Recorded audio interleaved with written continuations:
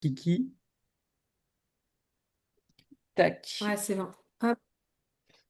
On va combattre la chaleur par la chaleur avec un bon petit thé chaud.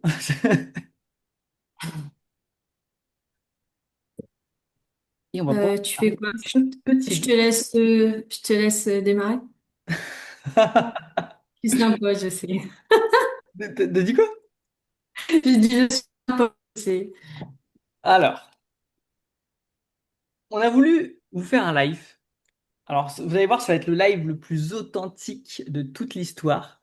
Parce que, de un, il va pas y avoir de slide. Ça va vraiment être un live comme on aime les faire, vraiment en spontané, en toute authenticité. C'est-à-dire qu'il n'y a absolument rien qui est préparé par rapport à ça. Donc je tiens juste à vous le préciser. Donc si on part un petit peu à droite à gauche, vous inquiétez pas, c'est juste l'excitation et le feu de vous partager cette aventure avec vous. Mais on va essayer quand même de rester dans le... On va essayer de se réaligner. Donc si vous voyez qu'à un moment donné, on part trop un peu en cacahuète dans tous les sens, n'hésitez pas à mettre un petit, un petit commentaire. Euh, Parce qu'on est, quand on parle d'un sujet qui nous passionne et qui nous plaît, on a tendance à parler des heures, à des heures, des heures, des heures, des heures.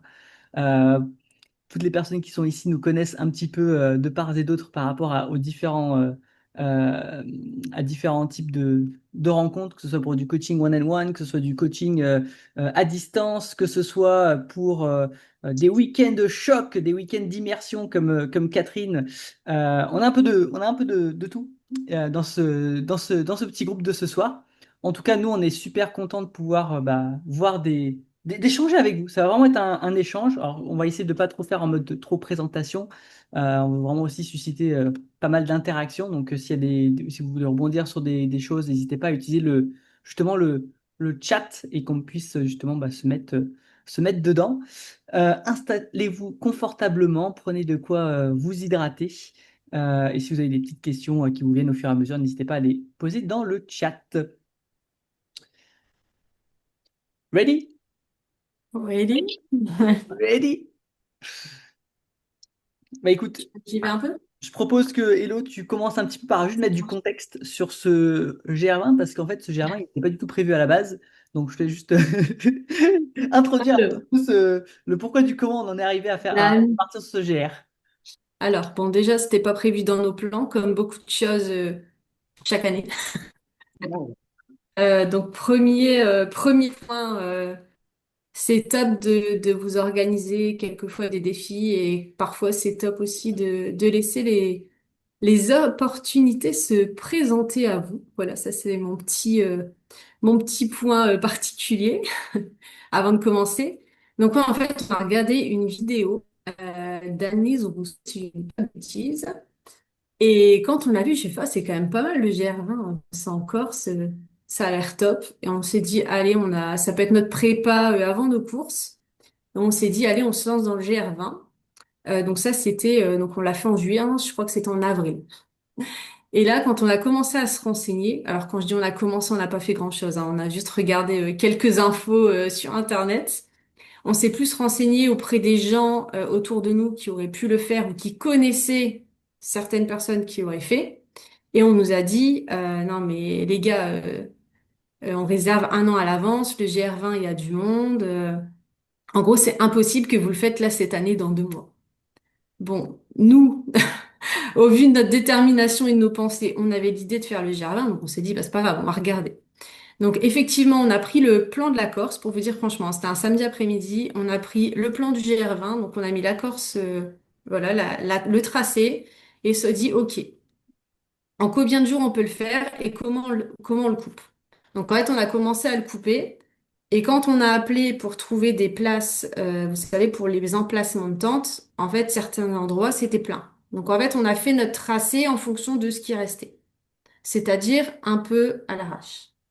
Et on s'est basé sur ce qu'on connaît, donc les courses à étapes qu'on fait déjà, et on s'est basé sur le dénivelé et le nombre de kilomètres qu'on fait en course à étapes.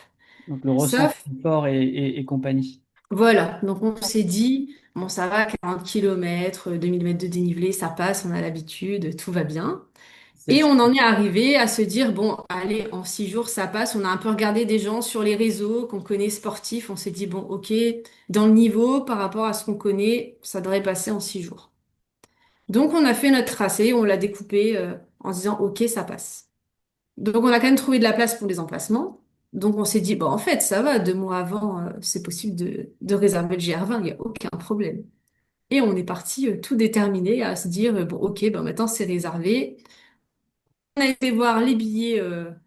Ah oui, j'ai pas précisé. On a quand même pris les billets d'avion avant de faire notre tracé. Très important. On En s'est fait, quand même laissé- en ayant envie. on a quand même pris large au niveau des billets d'avion, mais c'est vrai qu'on a commencé par prendre les billets d'avion avant même d'avoir une idée du tracé et de l'itinéraire qu'on allait avoir, avant même d'avoir regardé à quoi ça ressemblait vraiment les étapes et compagnie, quoi. Ah, j'ai oublié l'histoire de l'avion. En fait, on a eu envie de faire le GR20. On s'est dit, bon, niveau budget, on bouge déjà pas mal. On va déjà aller voir le prix d'un billet. Et en fait, je pense l'aller, il était à 40 euros. On s'est dit, vas-y, ils vont augmenter, il faut le prendre tout de suite. Donc, en regardant, en gros, on s'est dit, bon, il y en a pour 10 jours. À la base, c'est 16 jours. On s'est dit, en 10 jours, ça passe si on court un peu. Et en fait, on a pris nos billets d'avion avant d'avoir regardé le tracé. C'est vrai que c'est important de le dire et je l'avais oublié. Donc en gros, l'exemple, c'est qu'on a un peu fait à l'arrache. On ne dit pas non plus que c'est le meilleur exemple, mais on vous dit sincèrement comment nous, ça s'est passé. L'histoire derrière ça, c'est surtout, enfin, je dirais la leçon derrière ce passage à l'action un peu à l'arrache totale, c'est quand vous avez une idée en tête, quand vous avez un rêve, quand vous avez un objectif, quand vous avez une course en tête, prenez d'abord le dossard. Regardez peut-être. Voilà, nous, on a un peu d'expérience avec les longues distances et compagnie, donc on se dit, bon, ça peut quand même passer. Mais si vous avez un objectif, par exemple, je sais pas, il y a beaucoup de personnes qui préparent, par exemple, le marathon des sables ou qui veulent préparer peut-être un jour un marathon des sables ou des courses en étapes, ou peut-être même leur premier 5 km, leur premier trail, etc. Eh bien, prenez déjà, pouf, votre dossard, vous êtes au moins engagé là-dessus et ça va vous aider en fait à venir redécortiquer toutes les étapes et mettre en place justement ce qu'il faut pour y aller dans les meilleures conditions. Oui, en fait, l'idée, c'est si vous vous posez trop de questions, alors là, oui, on parle du GR20, mais c'est la même chose pour les autres courses. En fait, vous pouvez reporter toute votre vie, hein. Toute votre vie, vous pouvez vous dire, ah, cette année, c'est pas la bonne année, je vais le faire l'année prochaine. Ah non, mais cette année, j'ai beaucoup de choses à gérer, je vais le faire l'année prochaine. Et 10 ans après, bah, vous pouvez renoncer à beaucoup de vos défis, beaucoup de vos envies et beaucoup de vos rêves. Donc là, vous dire des fois passer à l'action, la première action, comme là, réserver un billet, réserver un dossard. Et en fait, après, ça vous laisse plus le choix. Et aussi et surtout, une autre leçon, c'est n'écoutez pas les autres. Là, franchement, on aurait écouté ce qu'on nous disait quand on s'est dit on va faire le GR20, ben, on n'aurait même pas cherché à réserver parce qu'on nous aurait dit mais c'est impossible, faut le faire l'année prochaine. Et pour finir, on est en entier, on a vécu une aventure, bon, avec pas mal d'imprévus, mais une aventure incroyable quand même. Et pour finir, tout le monde va bien et on a appris beaucoup sur l'avant et l'après cette aventure. Donc voilà, n'oubliez pas de vous lancer et de par porter tout le temps, tout le temps, tout le temps pour n'importe quelle raison que ce soit en fait, hein, que ce soit une question d'entraînement, une question d'organisation, une question de c'est pas le moment. En fait, c'est jamais le moment, donc en fait, allez-y. Le meilleur moment n'existe pas. Il faut prendre le moment comme il est, faire avec, et les choses s'arrangent au fur et à mesure. Nancy, vite fait, tac tac, je ne suis pas chez moi, j'ai des soucis de connexion, je vais devoir vous laisser, vous êtes coupé. J'espère que je pourrai vous écouter avant de vous rejoindre demain. Avant de vous rejoindre demain? Je n'ai pas compris. De le voir en replay Ah, peut-être? peut-être le replay, ouais. Ah, Yes, effectivement. ok. Ok. Au niveau des étapes qu'on a prévu qu'on a regardé un peu sur papier, donc on s'est servi d'un site internet qui s'appelle Objectif Mon GR, je crois que c'est un truc comme ça, qui nous permet en fait de venir cocher des cases et se dire ok bah tiens si je pars de là et que je vais jusqu'à là, ça me fait combien de kilomètres, ça me fait combien de mètres de dénivelé. On peut venir paramétrer aussi notre vitesse de déplacement, si on est en groupe, le nombre de personnes dans le groupe. On peut ajouter également le poids du sac, etc. qu'on compte avoir.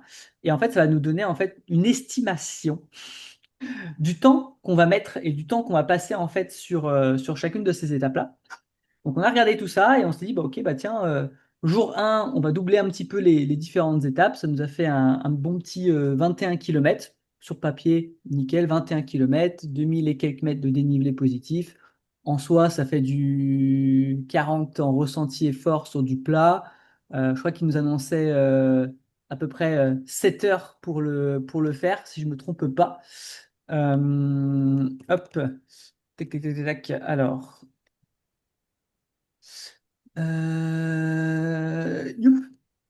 Ensuite, l'étape 2, on savait que c'était, on va dire, le Monte Cinto. Donc là, pareil, on a redoublé 2 étapes. C'était un petit 16 km. Je pense on s'est bouffé un bon petit 2005 de dénivelé, voire un peu plus, je crois.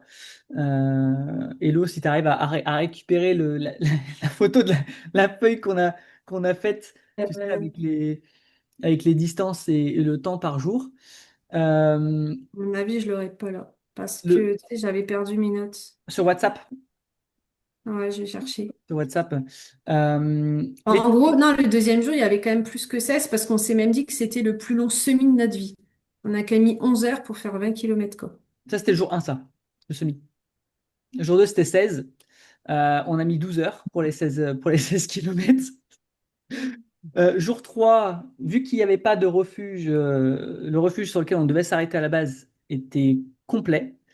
On s'est dit qu'on allait se chauffer jusqu'au refuge d'après, qui était du coup le refuge de Pietra Piana. Donc, une journée à 40 bornes. Autant vous dire que quand, quand on a annoncé enfin, cette étape-là, à la fois aux gens qui étaient autour de nous et puis aussi à nos proches, un peu en mode découverte de ce qui nous attendait, on nous a dit effectivement, vous êtes un peu détarés par rapport à cette étape-là. On s'en est rendu compte.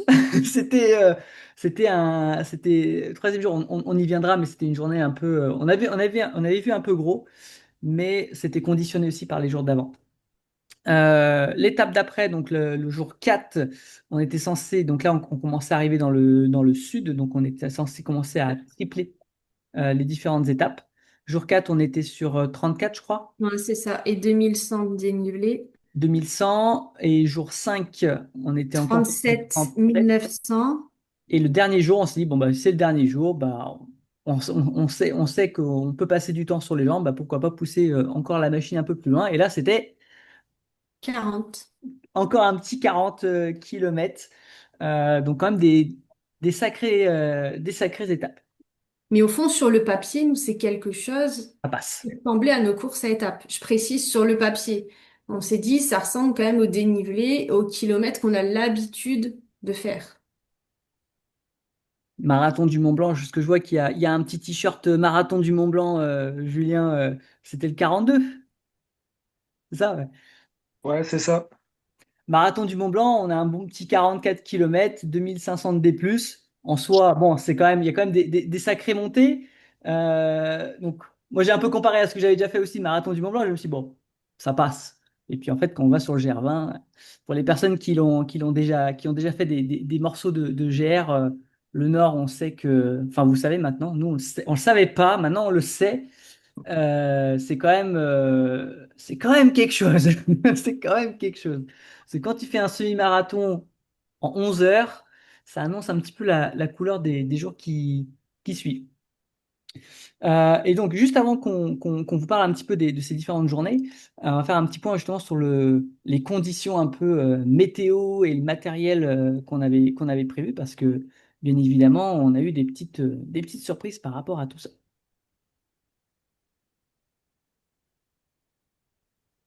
Alors, je dois en parler? Vas-y, Hello, je t'en prie. Je suis bloquée. Oui, les conditions. Donc, pareil, sur le fait où on nous a dit, non, mais 2 mois avant, vous n'allez pas réserver le GR20. Et en plus, au mois de juin, il y a de la neige. Il y a encore des Il faut nivets. s'y connaître. Il faut des piolets. Il faut des crampons. Et là, on s'est dit, ah ouais, mais nous, on n'a pas tout ça. On s'est jamais servi de ce truc-là. Et là, ce qui est assez compliqué, vous pouvez aussi avoir cette difficulté, c'est que vous allez lire plusieurs sites, vous allez poser la question à plusieurs personnes et vous allez avoir des réponses complètement différentes. Donc là, j'ai envie de vous dire, c'est plus écouter votre intuition et vous dire, OK, je veux pas que mon sac pèse trop lourd, mais en fait, est-ce que je choisis la sécurité et de porter un peu plus? Et nous, c'est ce qu'on a choisi de faire. Le fait de ne pas avoir de réponse précise et de voir, bah, un coup il y a de la neige, un coup il y en a pas, un coup il faut des crampons, un coup il en faut pas, on s'est dit, bon, on va prendre les crampons et le piolet. Pour vous dire sincèrement, la première étape, on est parti. On a croisé franchement 2 groupes à 10 minutes d'écart de temps. On a le premier groupe qui passe qui nous dit ah, c'est bien, vous avez un piolet parce que ça va vraiment être très utile, vous en avez vraiment besoin, vous avez bien fait de le prendre. Mais quand je vous dis 10 minutes après, il y avait peut-être même pas 10 À minutes. peine 10 Un minutes deuxième après. groupe qu'on croise qui nous dit, ah, mais vous avez pris des piolets, franchement, vous les portez à rien, ça va servir à rien. Alors qu'ils venaient du même endroit, si on les a croisés. Donc, encore une fois, peut-être plus vous écoutez, vous. Nous, on les a pris. Bon, après, on les a portés pour rien, mais au moins, on les avait. Et donc, savoir si vous partez en mai-juin, il y a quand même beaucoup plus de risques de tomber enfin, qu'il reste de la neige et du coup qu'il y ait les névés qui puissent être dangereux que si vous partez en juillet, août ou en septembre. Et en vrai, la neige, ça s'est joué, mais à 2 jours près. Ouais, même pas. Ah si, allez, ouais, plutôt 3 4 jours près. À 3 4 jours près, c'était le jour et la nuit. C'est-à-dire qu'on suivait aussi, il y avait Alix Noblat qui était sur le GR20 la semaine juste avant nous. Et en fait, en suivant un petit peu les stories, de voir un petit peu ce qui se passait, on voyait qu'effectivement, bah, ça grimpait fort, en plein dans la neige. Donc les crampons, on voyait les vrais crampons d'alpinisme et tout ça, et on s'est dit, bah, punaise, voilà ce qui nous attend un petit peu. Et en fait, nous, quand on y est arrivé ce jour-là, il y avait quasiment plus rien. Après, je peux préciser que moi, on- sur la quatrième étape, j'ai quand même de la neige. Donc, il n'y avait pas besoin des crampons, mais franchement, ça glissait. En fait, c'était vraiment des pentes. En fait, vous longez à la perpendiculaire, mais en gros, ça glissait quand même. Fallait pas que le pied dérape parce que vous vous dévalez quand même. Il n'y avait pas besoin des crampons, mais il restait quand même de la neige, qui pouvait être gênante, quand même. Et sachez que quand vous avez comme ça des passages de névé, même si, entre guillemets, ça a tout bien fondu autour, en fait, il faut savoir qu'il y a de l'eau qui passe en dessous de la neige. Et en fait, vous pouvez très facilement passer à travers, vous faire une cheville, et puis après, pourquoi pas dévaler aussi le, euh, la pente qui a à côté. Donc, il faut quand même bien prendre ces précautions. En termes de température sur le GR, pareil, sur pas mal de blogs sur Internet, on peut lire en fait les températures moyennes qu'il y a à l'année aux différents refuges, en fonction des différents mois sur lesquels vous souhaitez le faire. Nous, pour le coup, juin, il nous annonçait une température moyenne la nuit d'à peu près entre 3 et 4 degrés. Autant vous dire qu'il faisait plutôt aux alentours des 14. Donc, réchauffement climatique ou pas, bon, ça peut. L'année dernière, sur ce qu'ils annonçaient, il faisait quand même relativement froid. Cette année, il a fait relativement chaud. On avait quand même prévu un peu au dernier moment, on s'était dit, bon, on va quand même, nos petits duvets qu'on a l'habitude de prendre pour nos aventures à 9 degrés confort. Voilà, c'est quand même un peu limite. On a quand même changé de duvet. On s'est pris un autre petit duvet à 5 degrés confort au lieu de 9, avec un confort limite à -1, avec en plus de ça un bon petit drap de soie, des hauts en mérinos, des bas en mérinos. Enfin voilà, on était vraiment bien équipés pour au cas où qu'il allait faire froid la nuit. Et au final, bon, après, je pense qu'il y avait aussi la tente dans laquelle on était, vu qu'on avait pris une petite tente de personnes, on était quand même très étriqués dedans. Je pense qu'avec la chaleur corporelle, c'est ce qui nous a permis d'avoir pas trop froid la nuit. Après, moi, quand j'étais toute seule, franchement, il faisait quand même. Voilà, au lieu de dormir avec mes trucs de ski, je dormais plutôt en brassière et en t-shirt et sans chaussettes, hein. Même quand j'étais toute seule. Donc, mais voilà, ça peut être coup de chance. Vous pouvez y aller une période l'année prochaine et pareil, je pense que vaut mieux prévoir. C'est un peu comme le piolet et les crampons. Je pense que le mieux, c'est de prévoir même s'il faut porter. À Parce savoir que vous aussi allez voir là que toute l'importance du poids du sac. la montagne, en fait, le climat peut changer radicalement. Donc, il vaut mieux, notamment pour le froid, il vaut mieux avoir trop chaud que pas assez chaud. Et pareil, après, bon, en termes d'équipement, il vaut mieux être préparé. En fait, on sait vraiment jamais sur quoi on peut tomber quand on y arrive. Et la météo peut vite changer également. Moi, je sais que pareil, j'avais une veste de pluie que je prends maintenant pour mes courses en étape qui est ultra légère. On est aux alentours des 86 grammes pour une très très bonne imperméabilité. Mais je préférais prendre une voilà, un peu plus lourde au cas où qui allait plus résister à la fois à l'abrasion, mais aussi aux différents éléments si on devait se prendre un petit orage sur la figure. Mais on n'a pas eu tout ça, heureusement. Après, au niveau de notre matos, Voilà, vous le savez, on a un peu l'habitude des courses en étapes, où on est voilà, en autosuffisance alimentaire. Là, pour le coup, c'était de l'autonomie totale. Donc, c'est-à-dire entre guillemets, on ne pouvait compter que sur nous-mêmes. C'était l'idée d'Élodie, d'être en full autonomie. Ça voulait dire bah, à la fois, oui, prendre bah, forcément tous ses lyophilisés, tous ses repas, pouvoir être autonome aussi sur l'eau. Donc, on avait dû prendre des gourdes filtrantes et donc, heureusement qu'on avait ces gourdes filtrantes, d'avoir également bah, un réchaud avec une cartouche de gaz, d'avoir également aussi, bien évidemment, au cas où, une balise GPS qui nous permettait en fait de pouvoir partager au moins à nos proches notre position exacte et avec laquelle, en fait, avec une communication par satellite, on pouvait à la fois envoyer des messages et surtout bah, appeler, si jamais on avait besoin, d'appeler un hélicoptère au cas où. Donc c'est la petite Garmin InReach, ça marche du feu de Dieu. Donc si vous partez un peu en aventure en solo ou dans des endroits très reculés où vous savez que vous n'allez pas du tout avoir de réseau, alors, vous n'allez pas avoir Ouais. Internet avec, hein, mais ça va vous permettre voilà, d'envoyer quand même des messages par satellite et de déclencher des secours si jamais vous en avez vraiment besoin. Ouais, pour préciser par rapport à ça, ça reste quand même une sécurité que vous soyez seul ou à plusieurs. Moi, par exemple, quand j'étais seule, j'étais rassurée de savoir que Alessandro voyait où j'étais. Et en fait, même de vous dire qu'il y a du monde sur le GR20, parce qu'effectivement, il y a du monde, mais vous pouvez aussi avoir de longues heures où vous croisez personne en fonction de votre allure, de l'heure de départ le matin. En fait, vous allez avoir des tronçons où vous croisez du monde tout le temps et des tronçons où vous croisez pas beaucoup de monde. Surtout quand vous êtes sur les crêtes, en vrai, vous tombez dans le trou, même s'il y a quelqu'un qui passe une heure après, il vous voit pas. Donc je pense que ça, c'est hyper important, la Garmin.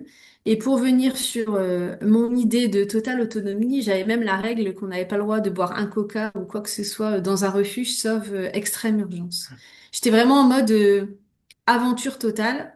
Alors, c'est pas pour me faire du mal hein, que j'avais cette idée-là. Un petit peu, mais ça va. Non, j'ai un petit côté où je trouve que c'est une certaine manière de penser aux gens qui n'ont pas tout ou qui n'ont rien. Et c'est une autre manière aussi enfin, c'est une manière de voir le bonheur autrement. En fait, on est dans notre quotidien. On a tout ce qu'on veut quand on veut. On a envie d'un verre d'eau, on a envie d'un coca, on a envie d'un burger, on a envie de prendre une douche chaude. Ben, en fait, on a tout à notre portée.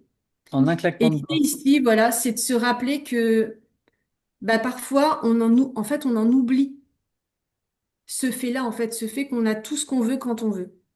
Et je trouve que quand on se prive, bah, quand on le retrouve, ça a pas la même, comment expliquer ça? Ça a pas la même valeur et ça apporte bien plus. Moi, quand je suis rentrée où j'ai pris une vraie douche, ou juste de boire un coca frais, alors je bois jamais de coca dans la vie de tous les jours, ou même de l'eau fraîche, bah, je peux vous dire que votre façon de penser, votre état d'esprit change.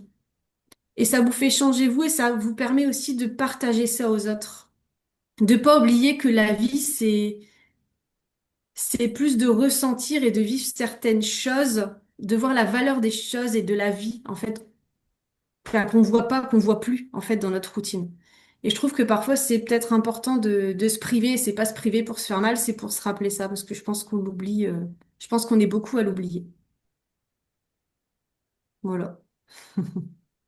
Pour les personnes qui ont déjà vécu une course en étape, vous savez exactement de ce à quoi Elodie fait référence sur ce retour un peu sommaire, enfin cette vie un peu sommaire pendant quelques jours et quand vous rentrez après dans votre quotidien, des fois on peut même se sentir complètement dépassé aussi hein, en revenant parce que du coup on vit des aventures qui sont tellement comment dire, authentique, vrai. C'est-à-dire que quand on est dans des efforts comme ça pendant plusieurs heures, dizaines, voire des quinzaines d'heures pour certains moments, le cerveau, en fait, il switch. On est vraiment en mode, j'ai envie de dire, survivaliste. C'est un peu le cerveau reptilien qui prend un peu le retour. Où, en fait, le seul souci de la journée, c'est se lever, marcher, penser à boire, manger, dormir et recommencer.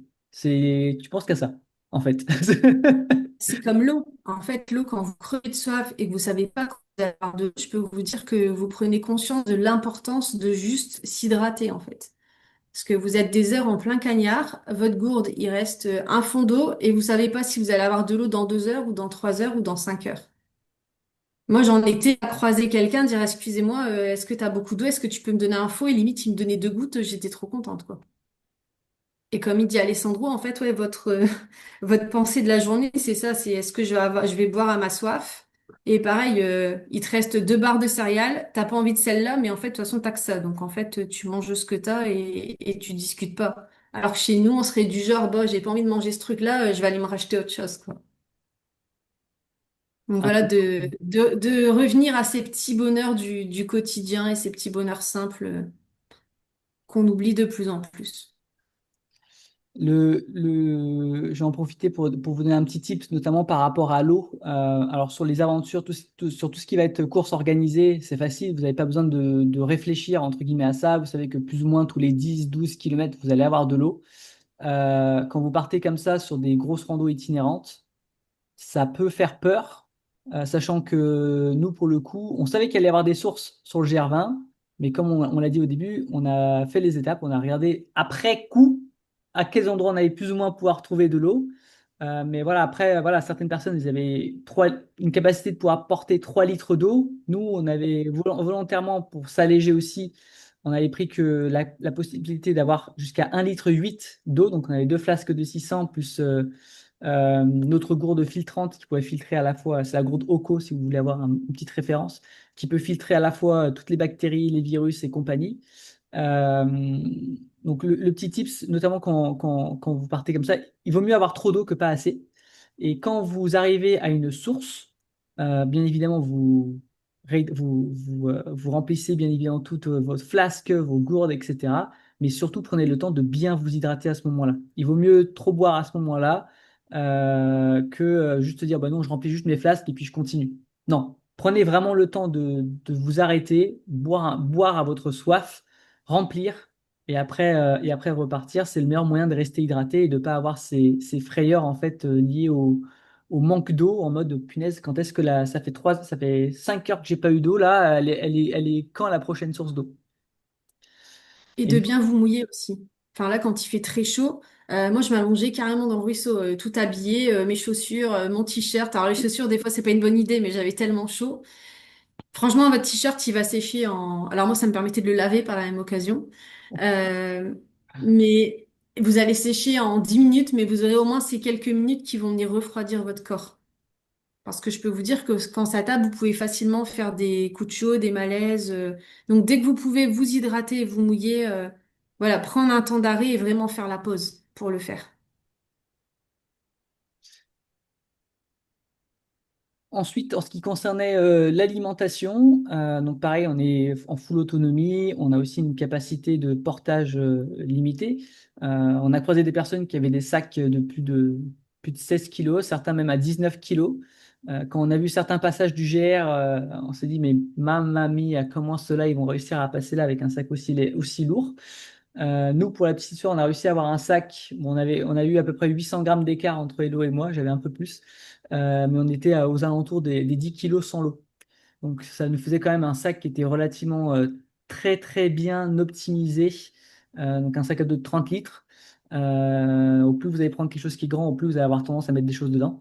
Donc, essayez d'avoir quelque chose qui soit quand même relativement. 30 litres, je pense, c'est le grand maximum à essayer de viser en termes de capacité de portage.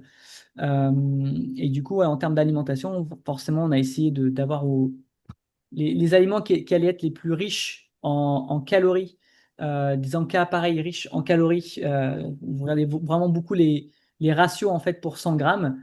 Et c'est ce que vous allez pouvoir emporter, c'est ce que, pardon, vous allez vouloir emporter sur votre journée. Parce que c'est pendant la journée que vous allez consommer un maximum de calories. Sachez que j'en profite de vous passer aussi l'information, je le répète pas assez souvent, mais je vous le partage aussi. Sur des efforts longs comme ça, vous devez essayer d'apporter à votre organisme au moins aux alentours de 250 kilocalories par heure. Sachez que ça, c'est la théorie. En pratique, si on devait faire 250 kilocalories par heure, on aurait eu un sac, je pense, ultra lourd. Donc, il faut faire des fois des choix. Et je me souviens même la veille du départ, moi perso, j'ai retiré certaines barres protéinées de mon petit déjeuner du matin, justement pour gagner un petit peu de poids. Et finalement, ça m'a pas tué d'avoir ces barres en moins. Voilà, en fait, c'est pas, il faut pas en avoir trop, il faut pas en avoir pas assez. Après, tout dépend aussi si vous voulez, c'est qui est dans sa voiture? Tu peux couper ton micro, s'il te Ok. plaît? Attends, je vais le Ah, mais faire. Hop. Ah, ok. Bon, excusez-moi. Du coup, je disais, oui, il faut pas en avoir trop, il faut pas en avoir pas assez. Je sais plus ce que je disais, du coup j'ai perdu le fil. Je voulais dire par rapport à ça. Après, ça dépend aussi si vous voulez manger dans des refuges. Mais pareil, quand vous mangez dans des refuges, il faut arriver à une certaine heure à l'avance pour réserver. Enfin, il y a d'autres stress. Vous savez qu'on a croisé beaucoup de personnes qui mangeaient dans des refuges et qui étaient stressées de se dire on doit arriver avant 18 heures pour dire qu'on mange. Donc là, on portait, mais on n'avait pas ce stress de se dire qu'est-ce qu'on va manger. Nous, on était sûr d'avoir à manger, c'était dans notre sac. Donc ça, il n'y avait pas de problème là-dessus. Sachez que si vous comptez faire le GR, on va dire classique, donc en 16 jours, en faisant vraiment une étape par jour, vous n'allez pas à avoir vraiment ce gros stress de, ok, bah tiens, où c'est que je vais dormir ce soir, ou qu'est-ce que je vais manger ce soir, etc. C'est assez, enfin, le parcours il est quand même bien fait dans le sens où vous allez pouvoir avoir un refuge par étape. Une étape, c'est plus ou moins une dizaine de kilomètres, euh, qui peut être plus ou moins difficile. Donc ça dépend en fait voilà, de certaines journées. Mais vous savez que si vous faites, nous, je me souviens, le premier soir, on avait croisé quelqu'un sur le bivouac qui, elle, le faisait vraiment. Elle prenait son temps, une étape par jour, mais elle partait quand même à 5 heures du matin comme nous pour éviter la chaleur et d'après, une fois d'être au refuge, de pouvoir vraiment profiter et d'être vraiment détendu. Elle avait même pris son petit bouquin pour s'occuper. Donc, il n'y a pas d'étape, on va dire, il n'y a pas de manière unique de faire ce GR20. Nous, voilà, on avait voulu mettre un peu le. Alors, on aime bien le challenge, on aime bien un peu souffrir aussi, mais donc on s'est dit bah pourquoi pas essayer de le faire en 6 jours, mais vous pouvez en fait vraiment le faire à votre sauce. Vous pouvez le faire aussi bien en 16 qu'en 14, qu'en 10, qu'en 8, qu'en 6, qu'en 3. Après voilà, après en fonction de ce que vous cherchez. Je sais que là, par exemple, j'ai vu sur un groupe Facebook, il y a des personnes qui sont en train de le préparer, enfin qui vont le faire en 3 jours pour préparer tout simplement la diagonale des fous. Vous voyez? Donc en fait, vous pouvez aussi vous servir de course, de sentiers de grande randonnée comme ça, pour aussi préparer d'autres aventures, d'autres objectifs. Mais ça peut aussi être une balade juste tranquille et franchement, une étape par jour. Après, le nord reste difficile et on va vous expliquer après les étapes, le détail du terrain. Mais ça reste là, vous tous qui nous écoutez, que vous soyez sportif, entraîné, moins entraîné, il reste abordable pour tout le monde. Alors forcément, faut pas y aller les mains dans les poches et vous dire tout va bien se passer si vous avez jamais marché. Il y a un minimum d'entraînement quand même à avoir et d'optimisation de votre sac parce que c'est sûr que si votre sac qui fait 20 kilos, ça va compliquer la tâche assez rapidement. Et on va dire que la base du travail, c'est peut-être déjà là, en fait, d'optimiser votre sac. Je vous donne un exemple, les vêtements, commencez pas à vous dire, il me faut 3 shorts, 3 t-shirts pour être propre. Nous, perso, on avait un short, un t-shirt et voilà, il se lavait quand on allait dans le ruisseau. En fait, c'est accepté. Alors vous allez dire, ouais, mais un t-shirt et un short, c'est pas si lourd. Mais en fait, ça, plus ça, plus ça, plus ça, bah en fait, tout de suite, ça fait lourd. Donc tout ce que pouvez gagner, parce que en alimentation, c'est un peu plus compliqué de vous dire bon bah je vais manger beaucoup moins. Par contre, même le mettre t-shirt, à part se sentir sale, il y a rien de grave qui va se passer quoi. Pour vous donner un exemple. Alors, une petite question sur le nombre de calories prévues par jour. Alors Alors, moi il y je a deux réponds pas à écoles. ça parce que moi j'y vais à l'intuition. Il y a deux écoles. Il y a l'école Hello qui fonctionne beaucoup à l'intuition. Après, à force de faire en fait des aventures comme ça, on arrive en fait visuellement à se rendre compte en fait et même on apprend vraiment à se connaître et vraiment à savoir ok bah tiens combien je vais avoir de calories. Donc elle est un peu voilà Lilo elle aime bien faire ça un peu à la sensation et au ressenti. Ça marche très bien. Moi pour ma part je le fais aussi, mais j'aime bien avoir quand même un petit côté factuel, de voir exact, de connaître. Voilà, j'aime bien connaître un petit peu les chiffres Comme ça, moi, je sais que, enfin, c'est bête, hein, mais bon, je sais que 200 kilocalories en moins ou en plus, ça fait pas la différence. Mais mentalement, le fait de me dire, OK, je vais retirer 200 kilocalories de mon sac, ça me fait penser que je vais gagner un peu de poids. Vous voyez? Donc, c'est quand même important de mesurer un petit peu, mais sans non plus être on va dire dans l'excès du comptage de kilocalories. Sachez que voilà, après, au plus vous allez pouvoir vous alimenter pendant l'effort, au mieux ça va se passer aussi. Parce que vous n'allez pas avoir de coups de mou, vous allez pouvoir apporter justement de l'énergie nécessaire à votre organisme pour qu'il puisse en fait tenir l'effort. Parce que quand vous vous tapez des montées, c'était bon, je pense qu'on peut le dire. Les 3 premiers jours. Alors, le premier jour, peut-être un peu moins. Le premier jour, on avait peut-être quand même 12 kilomètres où c'était un peu. On se dit, bon, c'est bidon là. C'est bidon le GR20. Mais après, ça nous a calmé. Le lendemain, c'était que de l'escalade. Mais quand je vous dis que de l'escalade, c'est tu mets les mains, les bâtons. On avait des bâtons, on s'en est quasiment pas servi. Plutôt plus sur la fin. Mais en soi, sur la partie nord, les bâtons, ils sont restés. Chut, soit au niveau du sac, soit dans les mains, et puis on grimpait vraiment avec les mains, quoi. Précision après sur l'alimentation. Pareil, alors on vous a dit là sur le site sur lequel on allait pour calculer un peu le temps, parce qu'en fait votre alimentation va aussi dépendre du temps que vous mettez. Si vous passez 5 heures en activité ou 10 heures, forcément l'alimentation ça va pas être la même en sachant que vous mangez à peu près toutes les heures. Même si, comme on vous a dit, nous, c'était noté un certain timing, c'était pas vraiment ça. Donc, encore une fois, il faut réussir à jauger et trouver un équilibre entre bah, prendre, mais se dire, bah, je peux aller plus vite, mais je peux aussi être beaucoup plus long. Et là, c'est vraiment pas une question d'intuition, mais un peu de toute façon, vous pourrez jamais avoir le sac parfait et la quantité parfaite. Après, il y a des choses Mm. qui se contrôlent pas. Et en vous racontant l'aventure, bah effectivement, on contrôle pas tout. Vous avez beau être les plus organisés possibles et prendre toutes les infos possibles. Voilà, c'est un peu écouter, voilà, prendre les infos, écouter un peu ce que vous ressentez, et essayer de faire au mieux. En fait, toujours, enfin, c'est comme dans la vie, en fait, de toujours faire de son mieux, quoi. Mais voilà, ça, oubliez l'idée de perfection, vous l'aurez pas. Mm. Et savoir accepter qu'il peut y avoir des imprévus. Et d'être préparé à ça. Pour la question de Catherine, combien de calories par jour, du coup, avez-vous prévu? En moyenne, entre 2000 et 2500. 2000 et 2500, sans trop non plus. Bon, après, on peut vite trouver des repas lyophilisés à 1000 calories. On dit jamais de tester des choses le jour de l'épreuve. Moi, perso, ce GR20, c'était plus un objectif de process que de. Oui, il y avait, OK, si je le termine, tant mieux. Mais j'avais un premier objectif de process, en fait, dedans, en mode préparation aussi pour ce qui va arriver derrière. Donc, je me suis permis, effectivement, de tester des choses pendant ce GR, notamment au niveau de l'alimentation. Donc, des petits lyophilisés, enfin, des gros lyophilisés à 1000 calories, je sais que en soi, ils sont bons, hein, mais 1000 calories, le soir, ça passe pas, quoi. Ça passe pas, le truc, tu le finis pas, quoi. Donc voilà, donc il faut essayer de venir. Ça peut être intéressant pour tester, donc notamment sur des petites randos itinérantes. Vous pouvez en trouver facilement hein, des différents GR. Vous pouvez faire des petits bouts, des petites tronçons de GR et puis vous entraîner en fait comme ça aussi pour le GR20. Est-ce qu'on prend les questions sur le sac et l'alimentation avant de faire les étapes? Ouais,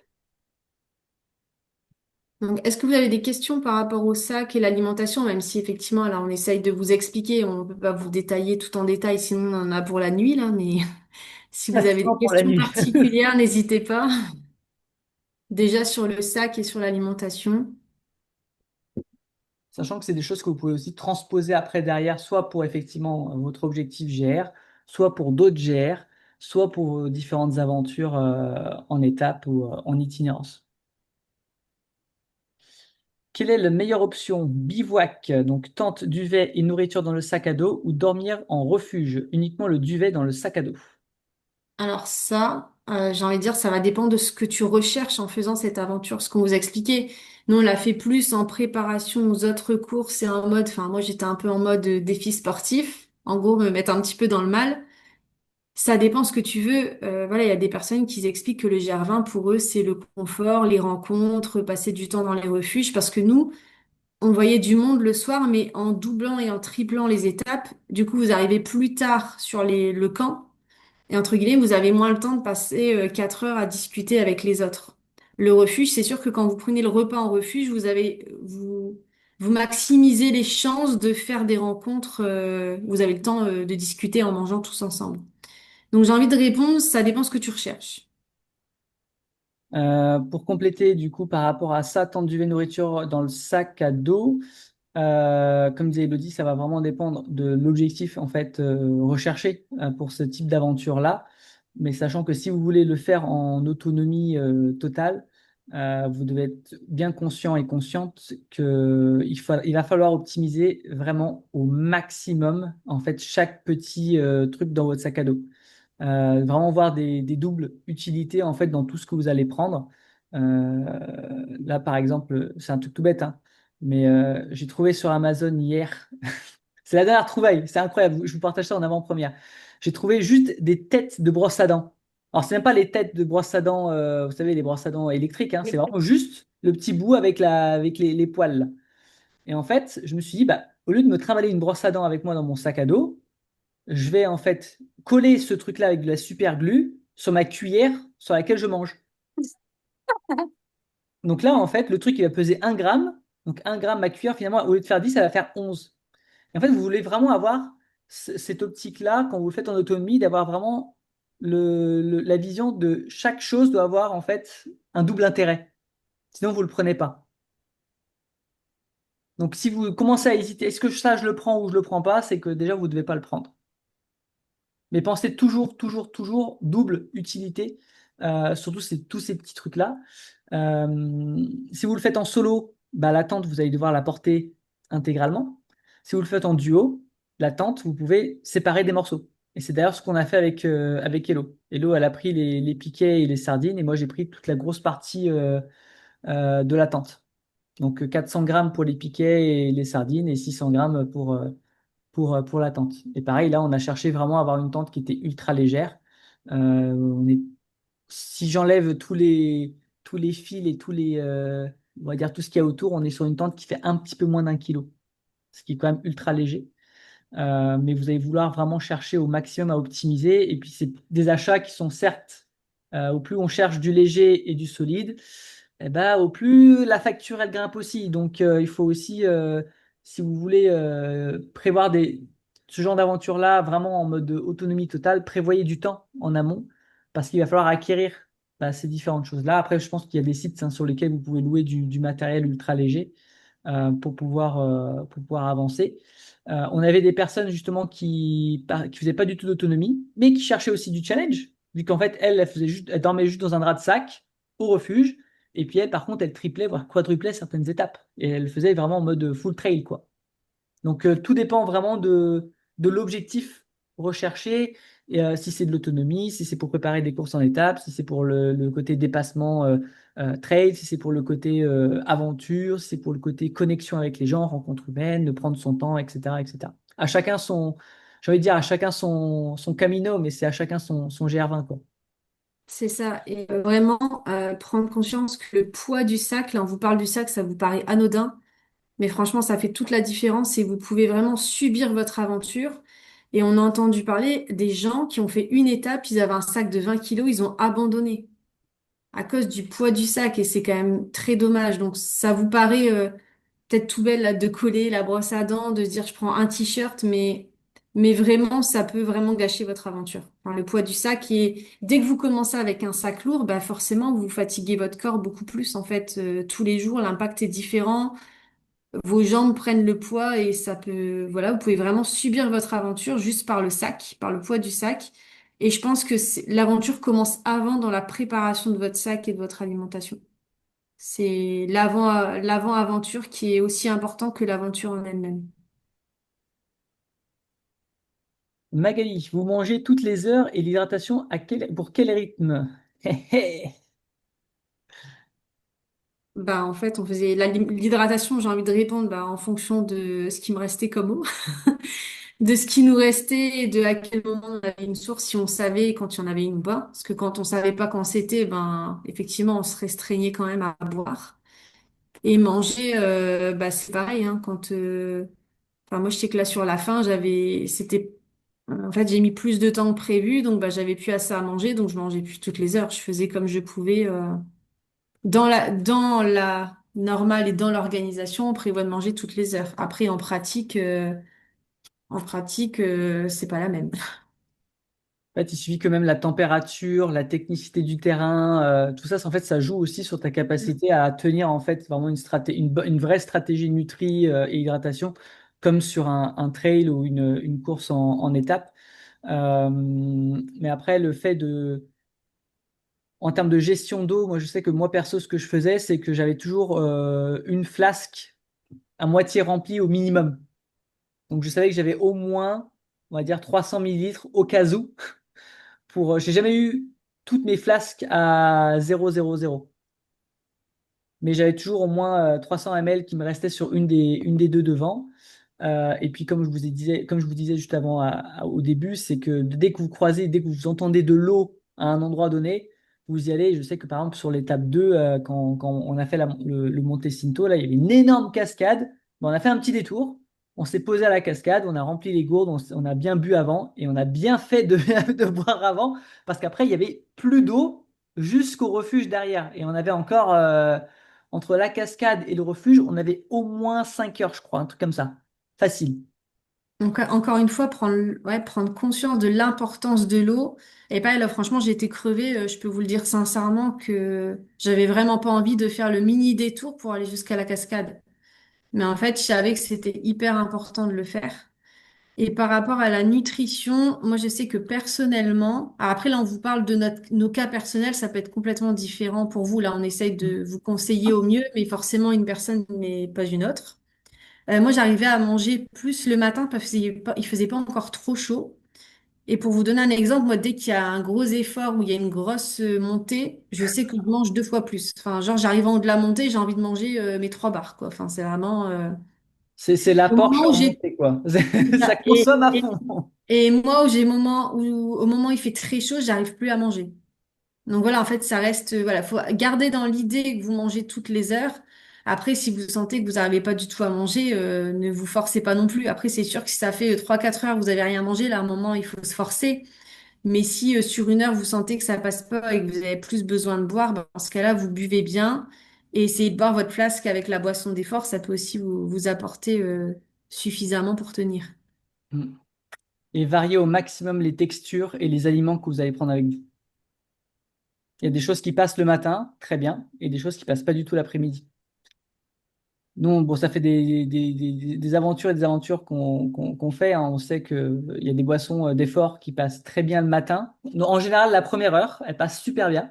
Et puis après, par contre, c'est un peu plus compliqué. Parce que bah, il y a l'effort, il fait un peu plus chaud. Et puis à un moment, on peut arriver aussi un peu à saturation. Donc le fait de changer à la fois les textures, les goûts, de venir jouer à la fois sur peut-être éventuellement au lieu d'avoir juste des électrolytes dans une boisson, de les avoir aussi peut-être à mâcher. Tout ce genre de choses-là, en fait, le fait de varier, vous allez moins vous lasser, et vous allez avoir plus de facilité aussi à manger.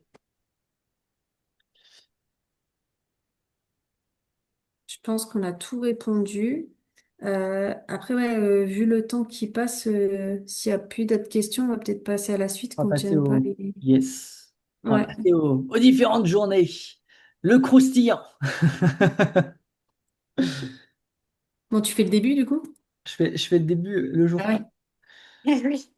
Le jour un. Alors, le jour un, comment vous dire? On sait de base que c'est quelque chose qui va qui va faire chaud. Déjà, il faut commencer avec la journée d'avant. On a pris un taxi avec deux Belges qui partaient. Donc, on est arrivé sur les coups de 8h, 8h30, je crois, à Calvi en avion. Et on avait un binôme de deux jeunes Belges qui étaient là et qui partaient directement sur le sentier du GR20. Donc, le temps qu'on arrive à Calvi, qui trouvent le départ, ils ont fait un départ sur les coups de 9h30 du matin. Et à 9h30 du matin, il faisait déjà super chaud. Et nous, en fait, le lendemain, on s'est dit, bah, on n'a pas envie de souffrir comme ça dès le début par de la chaleur, donc on va essayer de partir le plus tôt possible. À la base, on devait partir aux alentours de 5 heures, mais finalement, on est parti aux alentours de 5h30. Ça l'a fait, Mais ça a permis justement aussi de mettre en lumière que bah, les jours d'après, c'était vraiment entre 5h30 et 5h du matin, au grand maximum sur lesquels il fallait partir pour éviter bah, d'avoir le coup de chaud et de pouvoir avancer au mieux. Les 12 premiers kilomètres de cette journée 1, comme je vous l'avais dit au début, ça ressemblait un peu à du pipi de chat. C'est que ça monte tranquillement. C'est pas du tout technique. Il n'y a pas de chaîne. C'est du sentier. On peut appeler ça un vrai sentier de grande randonnée. Clairement, là, ça porte bien son nom. Et dès qu'on est arrivé au premier petit col, là, qu'on commence à arriver sur des petites chaînes et tout, on se dit, ah oui, ok, c'est là que ça commence. C'est là que ça commence et c'est là où on commence à se rendre compte. Et c'est d'ailleurs là où on a croisé les gens qui nous ont dit mais les piolets, c'est important que vous les preniez, c'est bien. 5 minutes après, non, vous n'avez pas besoin de ça. Enfin, et c'était en plein moment où on avait ces fameuses premières grimpettes avec les chaînes, avec on doit poser les mains et je crois qu'on a même plus sorti les bâtons à ce moment-là de toute la journée jusqu'au premier refuge. Donc, on va dire, la première partie de l'étape jusqu'au premier refuge, ça allait. Et après, par contre, c'était interminable. C'était clairement interminable. On s'est retrouvé dans de la caillasse monumentale, des espèces de dalles aussi qui montaient le long, là, en plein cagnard.